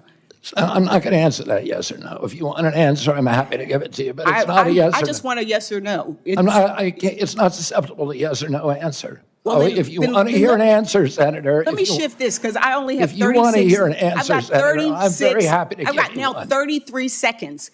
And there are people out here who want to understand that if they are at a pride parade and they're a healthcare provider, can they give out a brochure? If you want people to understand, let me answer the question. If they are trying to have a program in a Black church that is on Martin Luther King Day, will they be able to have that program? Will it be funded? Will they get in trouble? Will they be fired? That's the cause and concern. We all know that it is important that we have a healthy country. But you want me to answer the question, Senator? I think I got my answer. Okay. Thank you, and I yield back. I will allow the witness to answer. There are 7 departments at NIH that protect minority health and that seek to eliminate the shocking and unacceptable disparities in minority health. I believe in helping all people who are vulnerable. The DEI programs that President Trump eliminated have spent $63 million with no discernible positive impact on human health in this country. There's institutions already that existed before President Biden, whose job it is to do just that. Will you cut those programs that you just referenced? That decision is up to Congress, not to the HHS Secretary. Thank you. I yield back. For the record, treating a miscarriage or ectopic pregnancy is not an abortion. It's just false. And so I would ask that not be, since I'm not into misinformation, I would ask that misinformation not continually be repeated. Senator Husted. Thank you very much. Mr. Kennedy, thank you for There we go. Thank you for the work that you have done to create awareness about the food we eat and how it affects our health, particularly with our children. You have helped put that on the American agenda, rightfully so, and I appreciate that. I want to share with you a few statistics. According to the CDC, obesity prevalence is around 42% among adults with lower incomes compared to 31% among higher income individuals. That the relationship is strong among women. 45% of low-income women are obese compared to 29% of higher-income women. And I know I have had this conversation over the course of my public service career many, many times because at the states we run the Medicaid program, that it impacts those health statistics, that obesity impacts our programs, the cost of them, the quality of life of the people who are served. And I also get this question about why in the world does the federal government continue to subsidize programs that lead to unhealthy foods, and why do we operate programs in the way that we do, like with SNAP, that pays for foods that we know are causing people to be unhealthy? And I know you don't have the sole authority in this matter. The Department of Agriculture and the Congress is certainly it has an impact on that. But could you just shed some light on how you see your role in trying to impact that? Because we see that these policies are disproportionately affecting poor people, and the inability to change them and make America healthy again is having a disproportionate effect not only on them, but the cost of all of these programs we're trying to maintain. I mean, the first thing, Senator, thank you for the question, Senator. It's the NIH has been diverted into away from studying the etiology of chronic disease. So there's almost nothing at NIH, very, very little, a low percentage of its budget, a $42 billion budget that is devoted to finding out why we're having this obesity epidemic. We know it's an environmental toxin. Epidemics are not caused by genes. That genes may provide a vulnerability. You need an environmental toxin. Why aren't we devoting science to finding out what those toxins are and then eliminating them? And, the focus is on infectious disease and we almost altogether ignore chronic disease, which causes 92% of the deaths in this country. And during COVID, we had the highest death rate of any country in the world. We had 16% of the COVID deaths. We only have 4.2% of the world's population. No country did as poorly as us. When you ask CDC, why is that? They say because we are the sickest people on earth. The average person who died from COVID had 3.8 chronic diseases. American blacks were dying from COVID greater than almost any population in the world, about over 3,000 deaths per million population.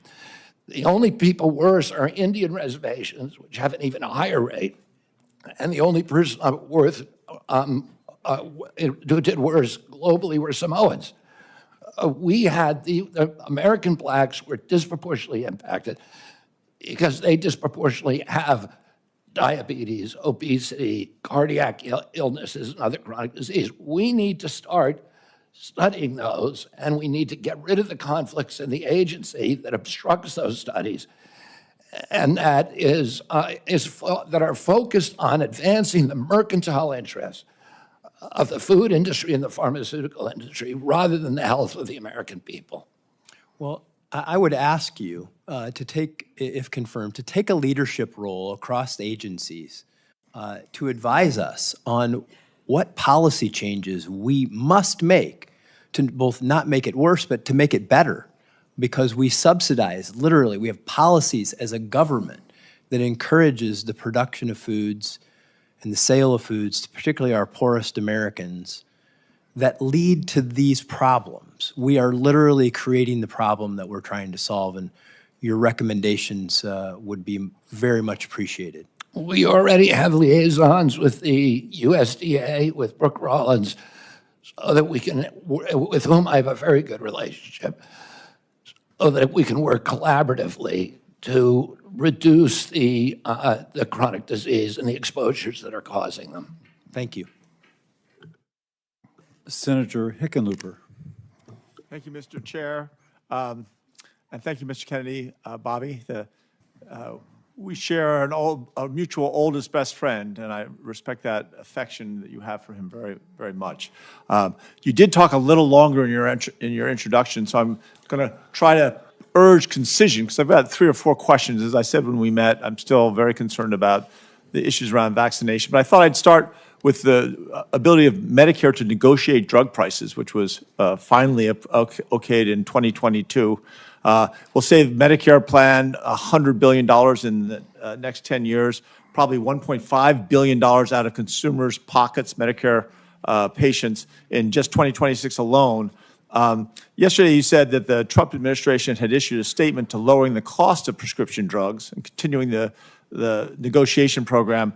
I went back and looked at that, and it was a statement that mentioned increasing transparency and then said they would solicit feedback on the Medicare drug price, but nowhere did it say in the statement that the administration was actually going to commit to lowering prices. So is that something you still feel that negotiation program and lowering those prices is important? I've spoken to President Trump about negotiations. He's absolutely committed to negotiating lower drug prices. Great.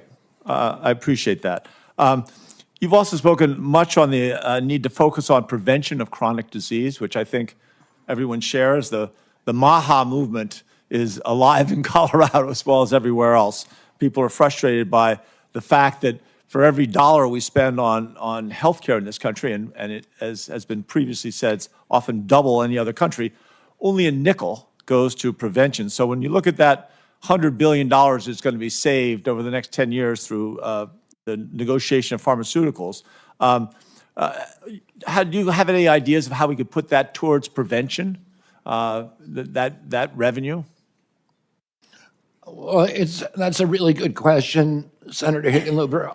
I mean, there's 2 things. There's 2 I'm going to give you 40 seconds because I've got 2 more questions. I mean, we can do Medicaid, Medicare, and Obamacare should be we should be moving to value-based care, which includes prevention. And then the other arm is at NIH, CDC, and FDA, which should identify the toxins that are contributing to chronic disease and eliminating them. Great. Another short question with mifepristone, which has been described and discussed a lot already. And I understand your commitment to follow the policy of the president. But he has other tools at his behest. If there needs to be another study or looking at the other existing studies, will you make sure that there's no bias to the best of our human ability to twist those results in any way to support that policy? And I'm speaking now just about the defense of science to make sure that those Senator, I will reviews are fair. commit to you here today to review prior to approving any study at NIH to allow you to approve the protocols and the researchers and help us choose the researchers. All I want is good science. And I would love input from this committee on any study that we do. There's many ways that studies are flawed, and you can correct those at the outset in a lot of ways. So absolutely, I will work with you to make sure that it's science that you're satisfied with and I'm satisfied with. That shows that this is the first time you're being considered for a cabinet position, because no other person would ever solicit and willingly approve our participation. Well, I'm going to make that commitment. I know the hazard of it, but I'm going to do it anyway. I'll hold you to it. Now, let me get to the vaccines, and I think this is crucial, because I think there is widespread distrust and increasing distrust in the scientific community. I am a scientist. Some have argued that I'm the only scientist in the Senate left that is actually, I've written research papers in peer-reviewed journals. I think I understand how it works, and that is a healthy skepticism is useful, but we want to make sure that's a healthy skepticism. And yesterday in the discussion about Lyme disease, you said that in your discussion that it was formulated to be a militaristic bioweapon, that you had heard that in 3 books, but you hadn't read through. And I think at a certain point, if you're going to be an activist, or some people would say a prophet, that what you say becomes promoting something, promoting an idea.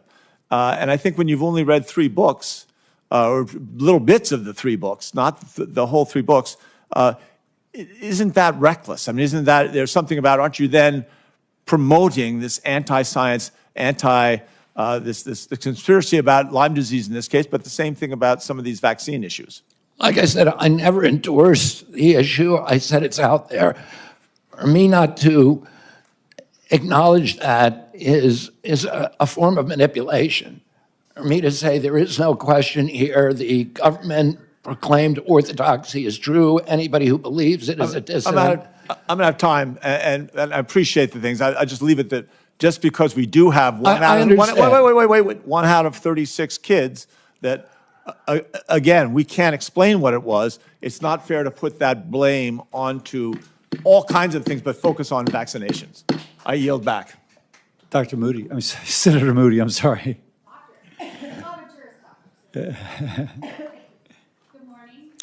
Joining us, and thank you for sitting down with me and spending so much time with me in my office. It has been an overwhelming week. I am the junior-most senator on this committee, and certainly you treated me no differently than the chairman, and I am grateful to you for that. One of the topics we spent a long time talking about was your assurance and knowledge and understanding that it was the states that, in fact, gave limited power to the federal government and not the other way around, and your assurance that you will not use your agency or any organization that falls under your leadership to interfere with the state's ability to set policy or any autonomy of the state to enact or enforce laws that protect the lives of the unborn. I think that that is a concern of many. It was certainly one of mine, and you allayed those concerns, and I appreciated you spending so much time with your assurances. I want to turn to some of the discussions regarding many, which would say the government and health professionals did great harm to science and medicine in the wake of COVID-19. America, I believe, is at a crossroads where unfortunately things that used to not be particularly political, like science and medicine, are now politicized to the point where reality is distorted. What you believe has little to do with truth or facts and everything to do with your party. My hope is that you, Mr. Kennedy, and President Trump's other appointees will break this cycle that is threatening America and destroying its promise. Certainly, while I was the Attorney General of Florida, I had the responsibility in numerous areas to seek the truth and bring justice. Working with Governor DeSantis and other leaders, we launched grand jury investigations. And I want to bring your attention to one of those grand jury investigations that dealt with COVID-19 and the actions of government officials and Big Pharma. And remember that a grand jury investigation is made up of lay people, 18 in this instance that were brought from different communities in Florida. And I just want to read into the record one paragraph for your consideration. Much of the goodwill by the COVID-19 vaccines was squandered in the following years as sponsors and federal regulators collaborated to push out booster after booster based on shallow, inaccurate safety and efficacy data, sidelining their own ombudsman to get doses of these vaccines into the arms of every American, regardless of their underlying risk from the SARS-CoV-2 virus. Erstwhile gatekeepers became cheerleaders as federal regulators, with the trust of the American people, dragged their feet in publicly confirming important safety signals and then sanctioned long delays in mandatory post-marketing studies involving those very same signals. Sponsors abused the scientific journal system and regulatory reporting requirements, delaying public disclosure of serious adverse events from their clinical trials for years, and I could go on. Mr. Kennedy, as Secretary of Health and Human Services, will you use your position to squelch medical or scientific views with which you disagree? Never. And, you know, and this is relevant to what Senator Hickenlooper was asking me. We've tried this system where government lies to Americans, or where they tell them about it, that they have it with a level of assurance that they don't feel themselves, and it isn't working. The initial COVID vaccine, Americans flocked to get it. I think 95% of Americans went and got it. The CDC has now recommended an 8th booster, and only 23% of Americans at most are taking it. It's because 77% of Americans no longer trust CDC. That's not a good thing. If we want uptake of vaccines, we need a trustworthy government. In other nations where they don't have mandates, like Japan and a few years ago in Germany, they had the same uptake as we did, without any mandates, because people trust their government. That's what I want to restore to the American people and the vaccine program. I want people to know if the government says something, it's true. It's not manipulative. And it's not a noble truth, which is what a certain doctor called his lies. Certainly, I don't have a lot of time, but I would like to bring your attention to another grand jury investigation that we did in Florida, and I would ask Mr. Chairman to enter into the hearing record 2 grand jury reports related to human trafficking and COVID-19. To have your commitment that any organization under your purview will work with the states, not impede our investigations, to ensure that children that are in this country, that are minors, that are under your purview, that you will communicate with us so that we can have the information to make sure that they are safe, unlike in an investigation where Biden blocked us in this administration at every turn to keep us from getting information showing that they trafficked children that were brought into this country and lost dozens. Tens of thousands of children, lost track of them, and never gave us in DCF in Florida the information so that we could protect them. To have your word that you will protect children if you're given that responsibility. Absolutely, and President Trump is determined to find the 300,000 children who were lost over the past 4 years and to return them to their parents. That's it. Thank you. Without objection, it can be entered into the record. Senator Markey. Thank you. Yesterday, under oath, you told my colleagues on the Senate Finance Committee that when you went to Samoa in June of 2019, it, quote, had nothing to do with vaccines. Will you confirm again today that the trip had nothing to do with vaccines? I did. My purpose in going down there had nothing to do with vaccines. Well, I have in my hand a blog post in 2021 in which you say the anti-vaccine group Children's Health Defense, which you ran, offered to fund the purpose of the trip to Samoa.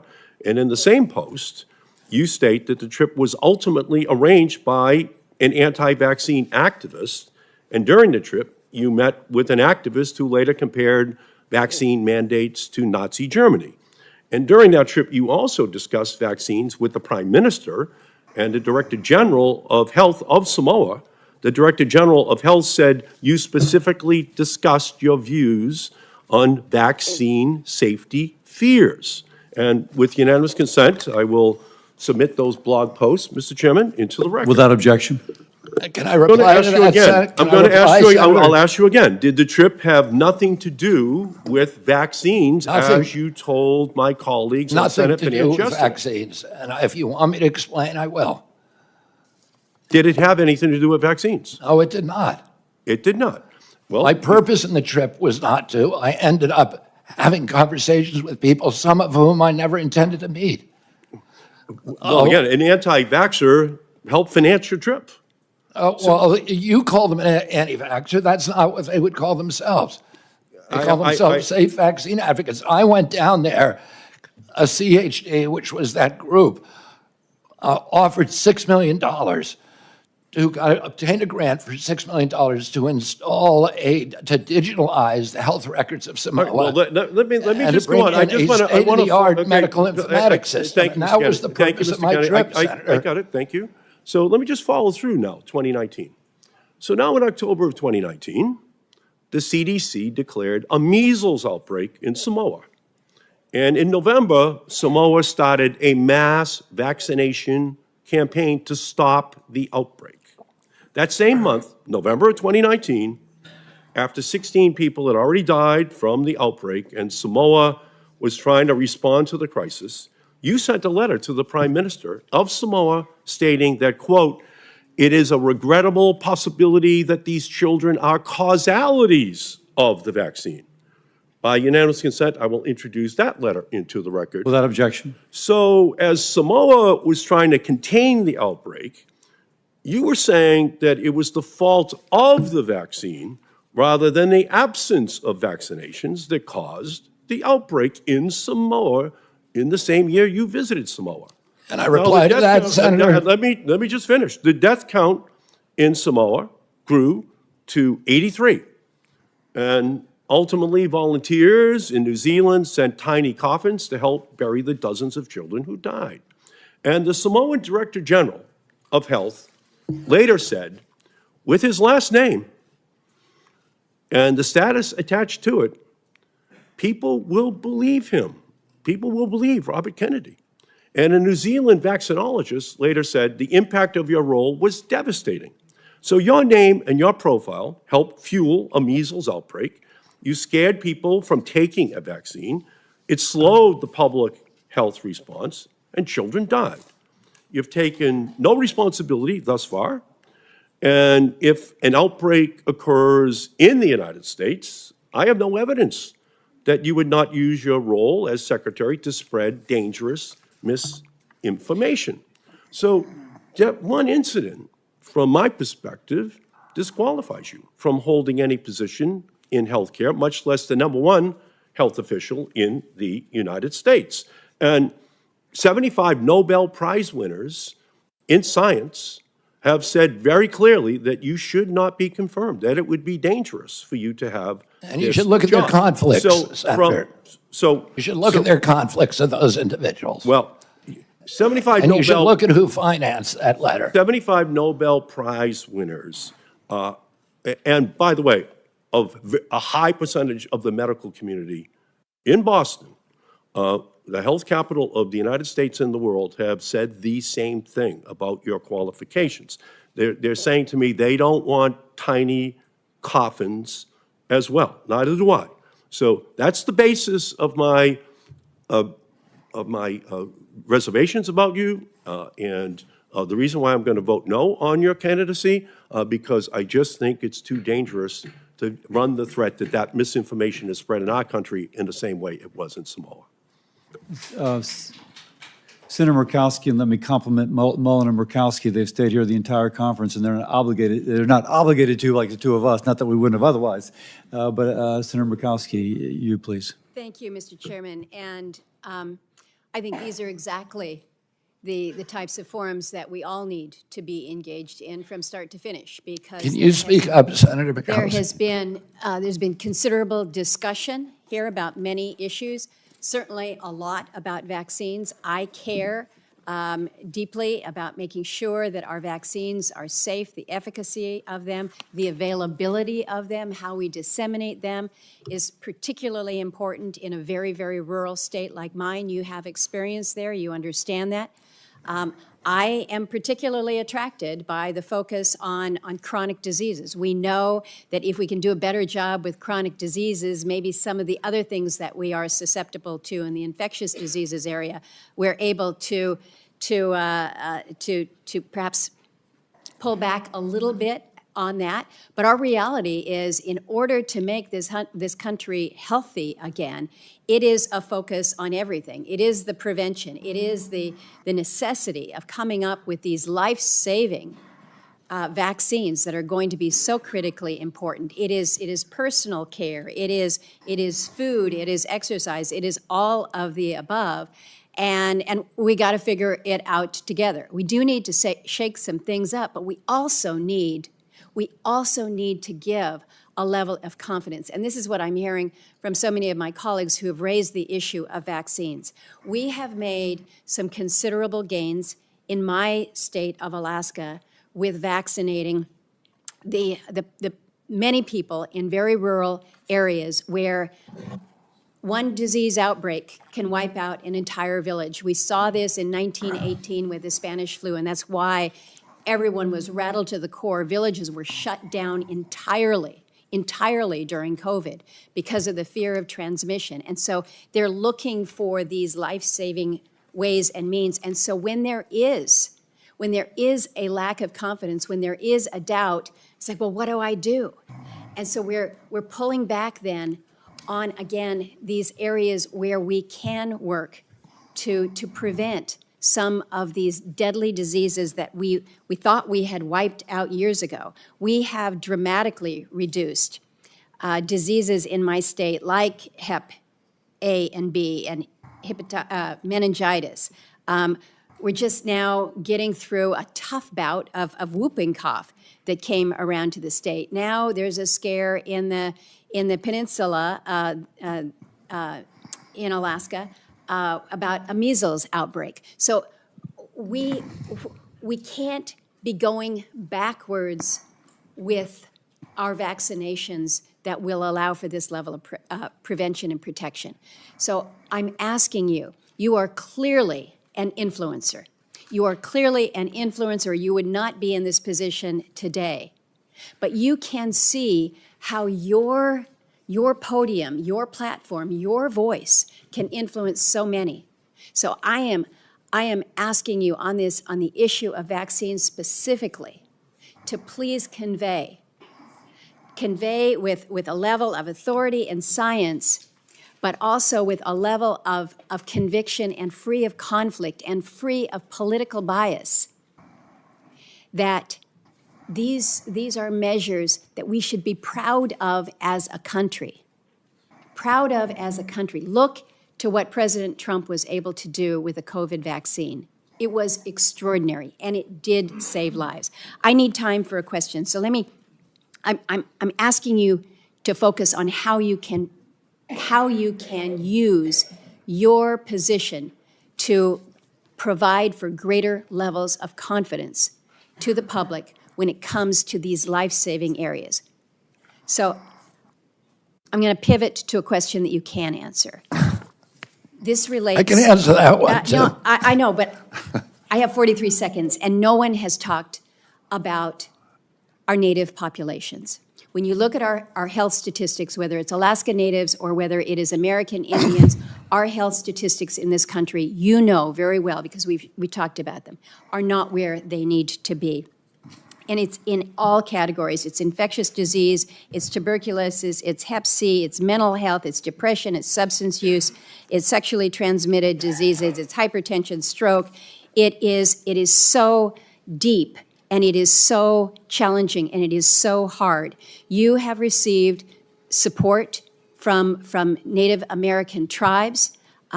You have been in these areas. You have been quoted, and I'd like for your comment on this, as quoted saying, as far as budgeting for Indian country, you said you would immediately triple the budget to support tribes. Can you expand on this pledge and the commitment? Because this is an area where we have truly left our Native people behind when it comes to their health and their health outcomes. Thank you, Senator. And you know, this is an issue, as you and I talked about, that is very important. It's always been a priority for me. I spent 20% of my career working on Native issues. I was one of the founding editors of Indian Country Today, which is the biggest Indian newspaper. My father and uncle, Ted Kennedy, my father, were deeply, deeply critical of the functioning of the Indian Health Service back in 1968 to 1980, and nothing's changed. Nothing's gotten better. I'm going to bring in a native at the assistant secretary level. I'd like to get him actually designated as a assistant secretary for the first time in American history. Make sure that all of the decisions that we make in our agency are conscious of their impacts on the First Nations. I've spent a lot of time in your state. It's my favorite place to go. I've been up with the Gwich'in, representing the Gwich'in people up in Arctic Village, and been all over the state in the remote areas. I understand in Alaska, the unique needs of Alaska because of remote health care, because some of these areas are not even accessible except for airplane. That they don't have ambulance services, that the federal government needs to pay attention to financing transportation, the unusual ways that are required there, and that we really need to focus on telemedicine and AI. Make sure that even in remote places in Alaska, that Native people can get high-quality health care, and we can do that today. And I look forward to working with you on those issues and others. Thank you, Mr. Chairman. Senator Murkowski sets the record for going over. Senator also Brooks. Sorry. Good morning. Thank you, Mr. Chair. Mr. Kennedy, I was struck by your comments during our meeting last week.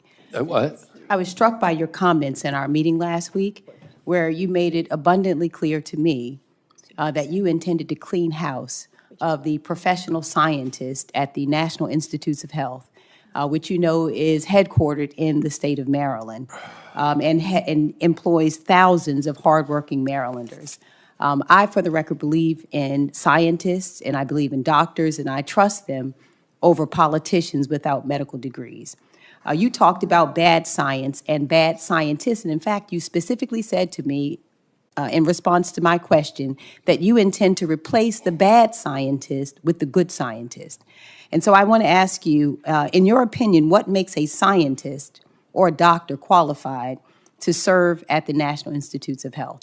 A scientist who's devoted to empirical methodology, to evidence-based science, scientists who understand the importance of replication, the importance of publishing raw data and being open and transparent about it, the importance of publishing peer review. We have, NIH has overseen over the past several years the precipitous decline in American health. There's 91,000 people at HHS, and are you suggesting that some of them should not be held responsible for that decline? They were in charge of protecting our health. Let me just insert here. Let me just finish. But let me just say this, because I only have 3 minutes left. I don't set the rules here, but I ask the questions.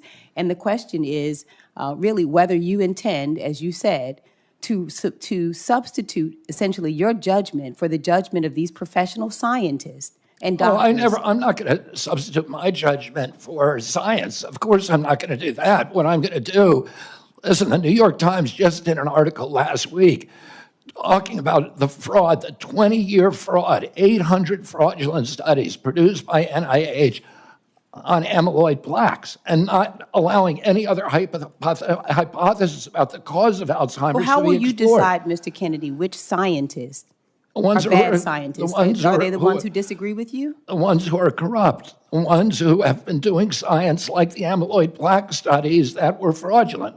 Well, these doctors, let me ask you a question. Do you have a medical degree? Do I know? Okay, let me go to the next question. The Heritage Fund has compiled a watch list of federal employees to go after federal staff. Is there a watch list for federal staff at HHS? Not that I know of. Have you or has anyone in the administration developed a list of career scientists or federal staff that you would target for termination? Not that I know of. And let me just ask you another question. Now, your failed presidential campaign has been raising money to try and cover your debts. And you were questioned about this yesterday and failed to answer a question that Senator Warren asked you. And so I want to ask you again regarding these emails that you have sent to raise money. How much has your presidential campaign made fundraising off of this administration's complete disregard for the workforce at HHS? Excuse me, I didn't hear the question. The last part. How much money has your presidential campaign made off of fundraising, off of this administration's complete disregard for the workforce at HHS? Zero. Okay, Mr. Chair, I'd like to ask unanimous consent to enter into the record 2 emails from this week and the week before regarding fundraising that you are currently doing through your presidential campaign. Without objection. And finally, I want to ask you, I have you said you were on a show on February 26, 2021, an interview with Dr. Judy Mikovits, where you said the following, and I quote, "We should not be giving Black people the same vaccine schedule that's given to whites because their immune system is better than ours." Can you please explain what you meant? There's a series of studies, I think most of them by Poland, that show that to particular antigens that Blacks have a much stronger reaction. There's differences in reaction to different products by different races. So I have 17 seconds left. Let me just ask you then. So what different vaccine schedule would you say I should have received? What different vaccine schedule should I have received? I mean, the Poland article suggests that Blacks need fewer antigens. And this is so dangerous. So you get the same measles vaccine. Mr. Kennedy, with all due respect, that is so dangerous. Your voice would be a voice that parents would listen to. That is so dangerous. I will be voting against your nomination because your views are dangerous to our state and to our country. I mean, do you think science is dangerous, Senator? This is published, peer-reviewed studies. I yield. Senator Collins, who would have been here the whole time, but she was in an Intel committee. So, Senator Collins. Thank you, Mr. Chairman. Mr. Kennedy, welcome, first of all. I agree with you that there needs to be more focus on chronic diseases like diabetes, like Alzheimer's. But it concerns me when I read a quote from you that says, "I'm going to say to NIH scientists, God bless you all. Thank you for your public service. We're going to give infectious diseases a break for about 8 years." Don't we need to do both? Don't Yes, absolutely, Senator. The problem is there's been an imbalance. We've devoted all of these dollars to infectious disease and to drug development, to make NIH an incubator for the pharmaceutical industry, and very little to chronic disease. But chronic disease is 92% of deaths in our country. It's 9 out of every $10 we spend on our budget.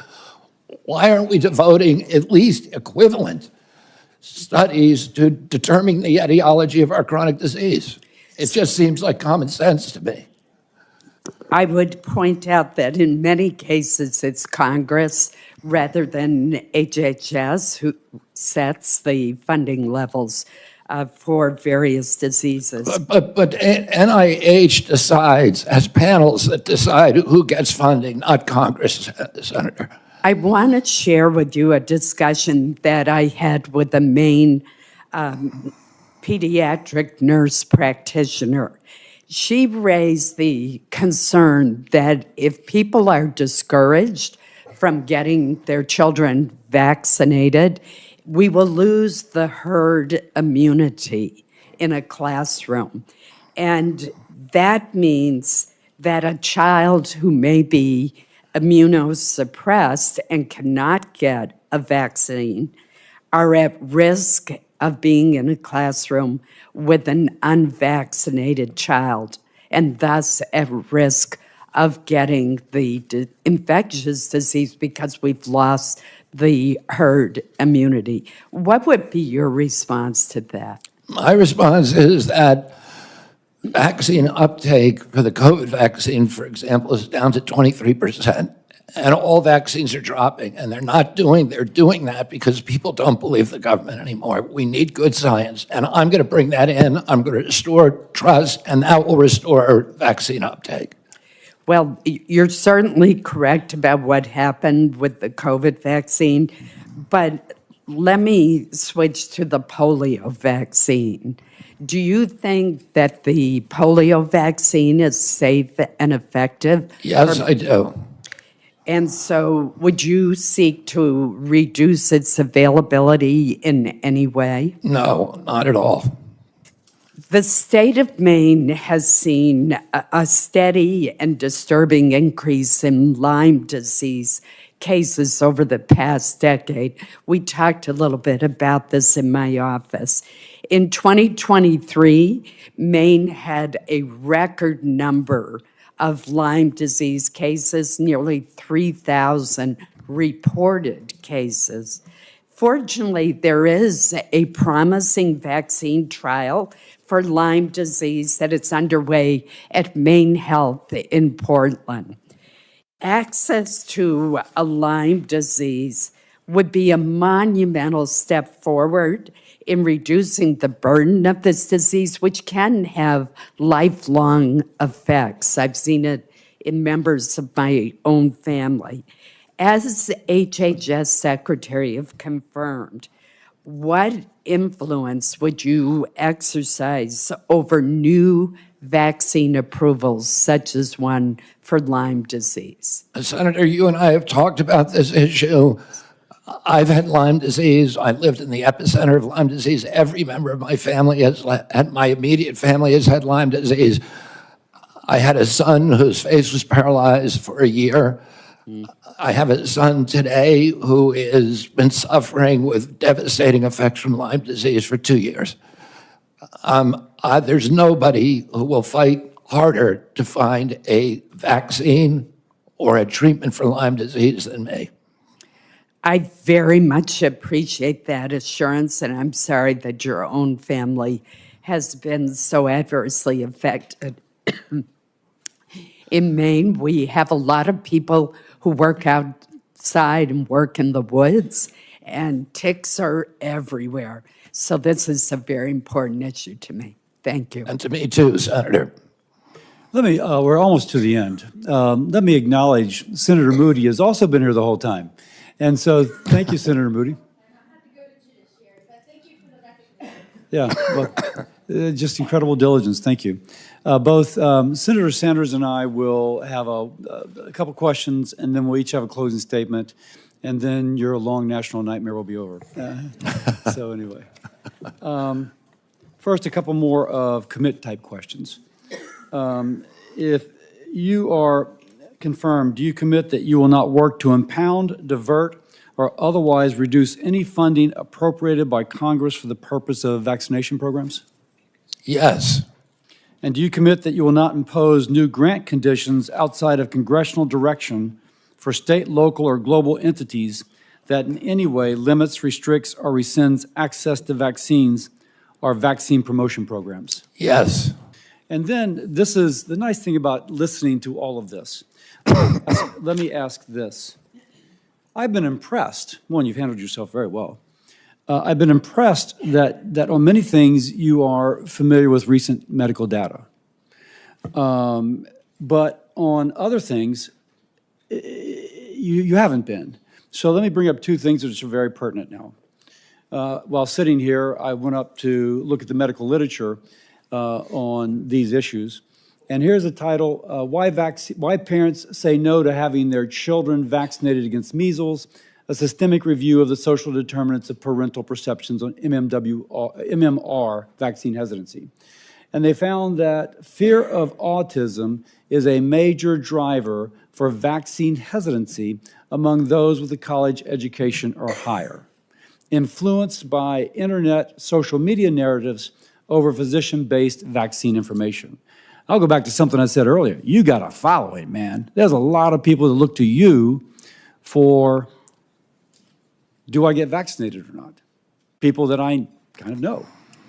But here it says it's not just my anecdote, it's actually out there. But when I raised, and you said, well, if I show you the data, you'll change your, because I asked, will you unequivocally, without qualification, say that measles vaccine does not cause autism? And you said, if I show you the data. I will publicly apologize. So here's a and say that I was wrong. Here's a meta-analysis from 2014, and you quoted Cochrane on several occasions, which for the people watching is a meta-analysis. A meta meaning they look at everything and then they come to a conclusion based upon as much facts as they can get. And here is such a study, and the title tells it all. Vaccines are not associated with autism, an evidence-based meta-analysis of case control and cohort studies, and they ended up looking at 5 cohort studies with roughly 1.2 million children. Now, this is from 2014, and it has a whole bunch of articles it references. And then I got a text from a former employee of the NIH, I emphasize the former, who says that in early in the President Trump's term, you and colleagues sent 90 papers for review by people at NIH. They felt like the NIH folks felt that without exception, they were severely lacking methodologically, and or found that they indeed showed the safety of these vaccines. We tried to engage Mr. Kennedy, but his colleagues refused to acknowledge the expertise of dozens of NIH scientists we made about those papers. Now, you're a smart guy. You're reading the medical literature, and you're coming up with the recent medical literature on certain issues. But here is both older article, summarizing lots of older articles that have come out since the original refuted Wakefield article in The Lancet regarding measles and autism. And here is somebody who, it's he said, but somebody who said that previously you've had this presented to you. So, back to me. I'm a doc, trying to understand. Convince me that you will become the public health advocate, but not just churn old information so that there's never a conclusion, as Senator Hassan suggested, but that will become the influencer for people to believe, no, there's 1.25 million kids studied and there's no autism associated with measles. You tell me, you see what my question is in there. Senator, I'm going to be an advocate for strong science. You show me those scientific studies, and you and I can meet about it. And there are other studies as well, and I'd love to show those to you. There's a study that came out last week of 47,000 9-year-olds in the Medicaid system in Florida. I think a Louisiana scientist called Mawson that shows the opposite. So there are other studies out there. I just want to follow the science. And I will do, if the science says, and I am wrong about what I've said in the past, as I said, I will publicly apologize. There's many times I've been wrong about science. If you look at my Instagram account, when I'm wrong, I apologize for it. And I say I was wrong. I don't have any problem. Science is a process of challenging hypotheses with new evidence. And scientists have to be able to admit when they're wrong. Epidemiological studies, the Institute of Medicine has said repeatedly in 2013, 2017, when they investigated this, has asked CDC to do certain studies, animal studies, bench studies, observational studies, studies of the vaccine safety data link. CDC has not done that. Oh, I want them to do that, and I want the best science. I can guarantee you, on my word of honor, and if you show me science that says that I'm wrong, I'm going to say I was wrong. I don't have any problem. There's nothing that would make me happier. We need to be able to look at the science and get IOM involved, the National Academy of Sciences. They're the ultimate arbiter of safety. What was that? And you know what? One of the things we need to do, I think, is a subject that we haven't talked about here. Why don't we know what's causing this epidemic? Why hasn't the CDC been looking at other hypotheses to determine the etiology of why we've had this dramatic 1,000% increase in this disease that is destroying our kids? It's probably the biggest issue. Why don't we know the answer after 30 years of steady rises in autism rates?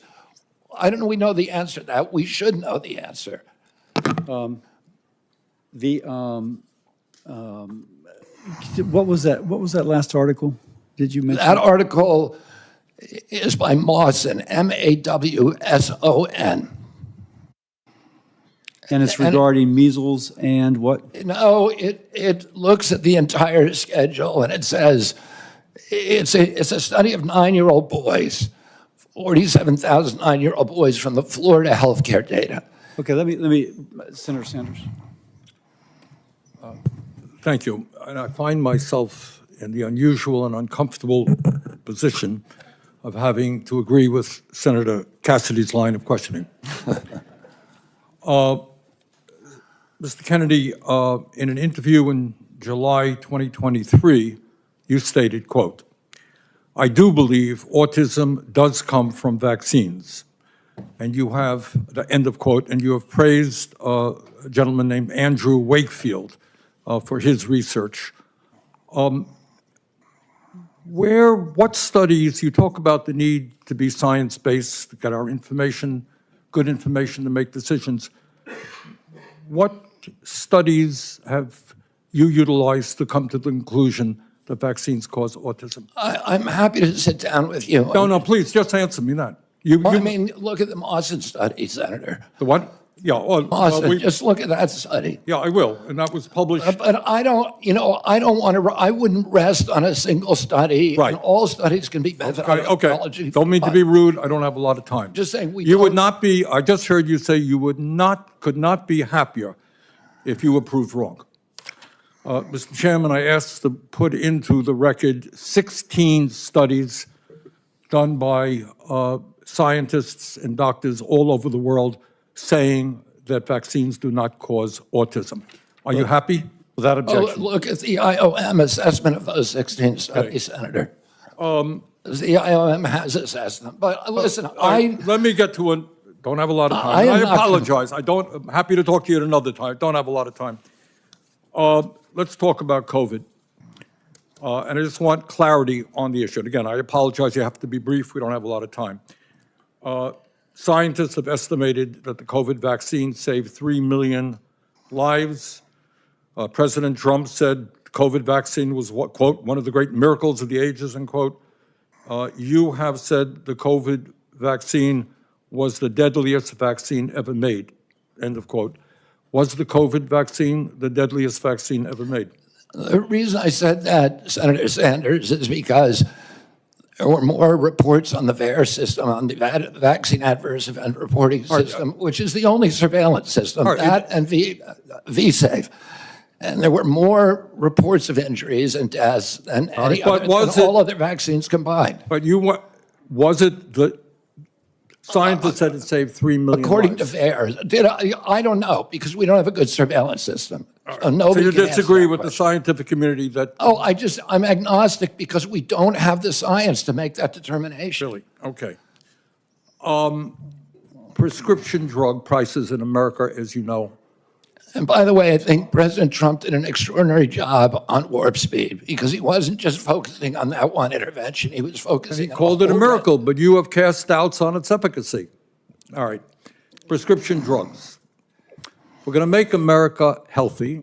I agree with you that we need a revolution in the nature of food in America, physical exercise, et cetera. Very, very important.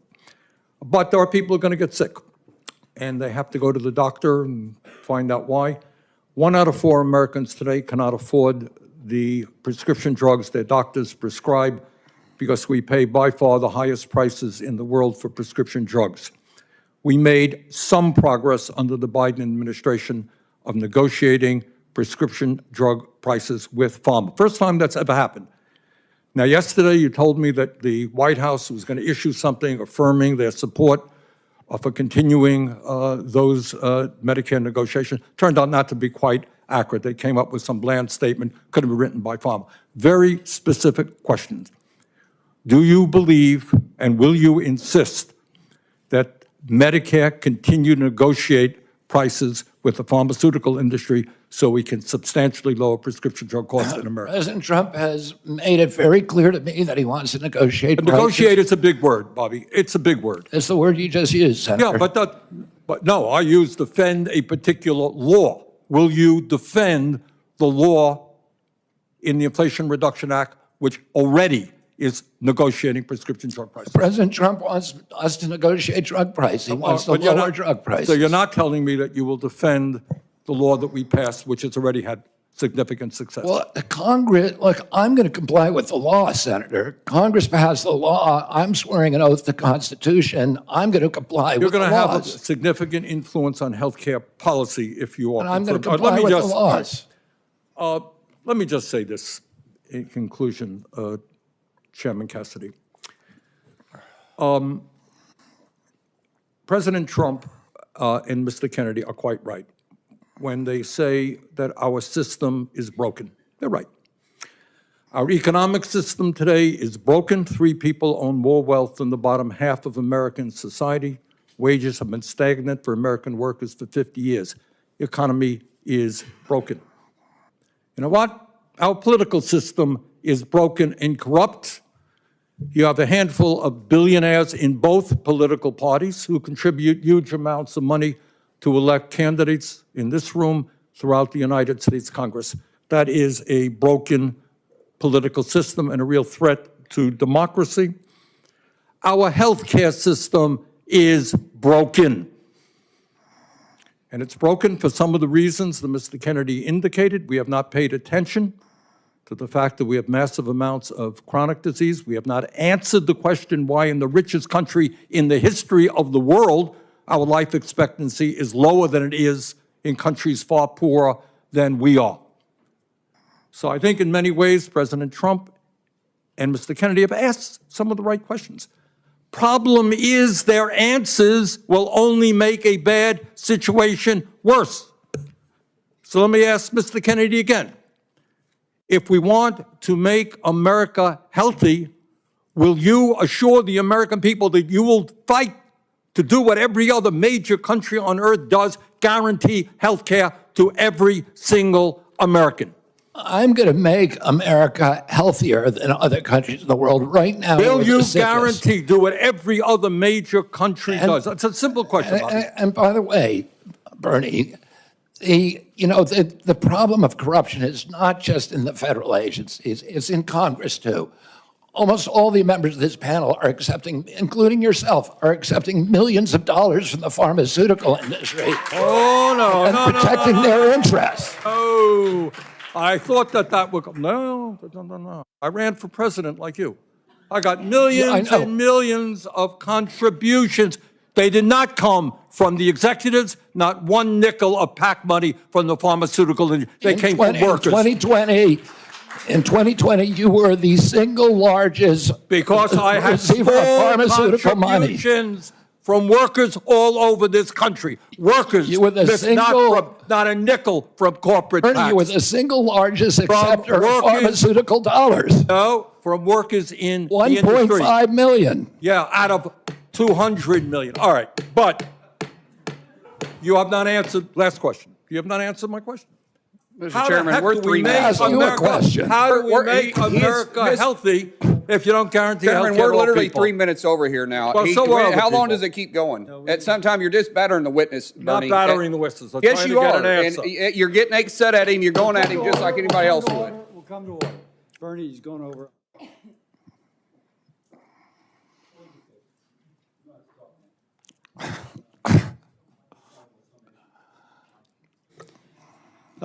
Before I ever entered politics, before I was ever thinking about running for office, I practiced medicine for 30 years. I worked in public hospitals in California, Louisiana, specializing in liver disease, caring for those who otherwise would not have had a specialist. If you will, dedicating my life to saving lives. That is, being a doctor. That ethic guides me now. In my opening statement, I told the story of my patient, an 18-year-old girl with acute liver failure from hepatitis B being air ambulanced to LSU Shreveport Hospital for a liver transplant. Now, let me finish the story. Her mother wasn't allowed to fly in the helicopter, so her mother drove the 3 hours from Baton Rouge to Shreveport. Now, when she arrived, they let her visit her daughter before she went back to the OR. And the mom goes in, to say a prayer, squeezes the daughter's hand. The daughter's eyes open, and she said, "Mama?" And the daughter began to recover. Powerful story with a happy ending. But as a doctor, I saw endings not so happy. I just had a friend text me, 2 children died in an intensive care unit in a Baton Rouge hospital from vaccine-preventable diseases this past month. So my concern is that if there's any false note, any undermining of a mama's trust in vaccines, another person will die from a vaccine-preventable disease. Now, you've got a megaphone. Maybe you and Bernie, Bobby and Bernie. Of everybody in this room, the 2 of you have the biggest followings, tremendous credibility. And with that influence comes a great responsibility. Now, my responsibility is to learn, try and determine if you can be trusted to support the best public health. A worthy movement called MAHA to improve the health of Americans, or to undermine it, always asking for more evidence and never accepting the evidence that is there. I looked at the article from Dr. Mawson, and it seems to have some issues. I'll just put that to the side. And that is why I've been struggling with your nomination. There are issues ultra-processed food, obesity, we are simpatico. We're completely aligned.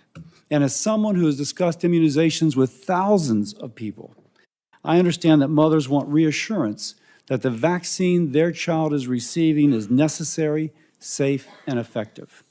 We agree on that point, the 2 of us, but we've approached it differently. And I think I can say that I've approached it using the preponderance of evidence to reassure, and you have approached using selected evidence to cast doubt. Now, put differently, we're about the same age. Does a 70-year-old man, 71-year-old man who has spent decades criticizing vaccines and who's financially vested in finding fault with vaccines, can he change his attitudes and approach now that he'll have the most important position influencing vaccine policy in the United States? Will you continue what you have been, or will you overturn a new leaf at age 70?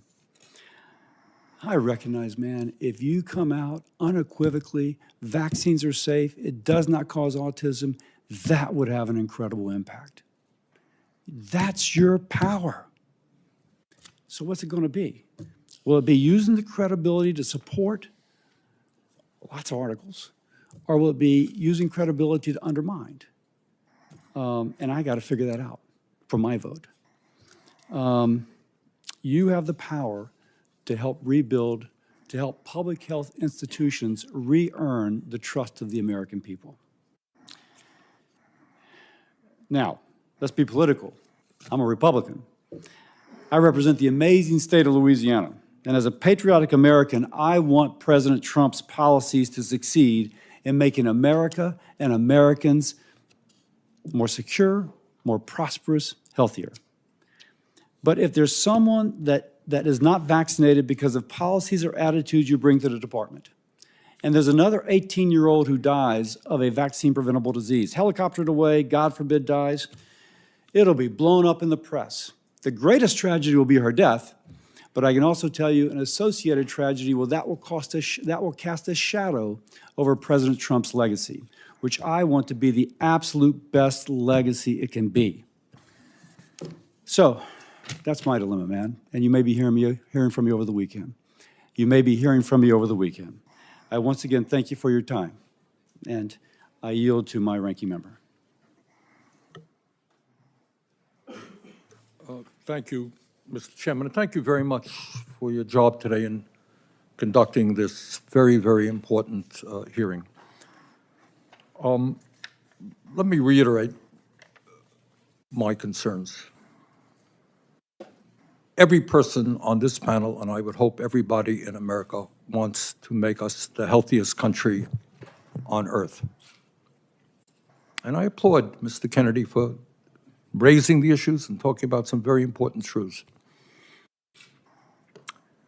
But what I am not hearing from him are some very specific policy issues that we absolutely need if we're going to make America healthy. It is unquestionable that when 68,000 Americans die because they can't afford to go to a doctor, you got to deal with that. And I have not heard one word about the need for universal health care that exists in every country on earth. When 1 out of 4 people can't afford prescription drugs because the pharmaceutical industry is ripping us off and charging us 10 times more in some cases than the people in other countries. I have not heard the definitive answer I need that we're not going to pay the highest prices in the world for prescription drugs. And one of the points I think that Mr. Kennedy made, which is right, healthcare is not just medical care. It's a lot more. Talk about the food industry. We have held a hearing, Senator Cassidy and I held a hearing a couple of months ago, where we made the point that the food industry is, in fact, poisoning our kids with addictive food that is leading to obesity, diabetes, heart conditions, etc. And I hope that our Congress and the White House will have the courage to take on a very powerful food industry and demand that the products that they sell our kids are in fact healthy and non-addictive. In many ways, what the food industry is doing today is what the tobacco industry did 50 or 60 years ago. And we talk about making America healthy today. Again, it's not just doctor care, medical care. We have millions of people working for starvation wages. You cannot be healthy if you're working 50 or 60 hours a week and you can't afford the rent that your landlord is charging you. Stress kills. Stress makes us sick. So, Mr. Chairman, let me just say this. I think the issues that have been raised in this hearing today are of enormous importance.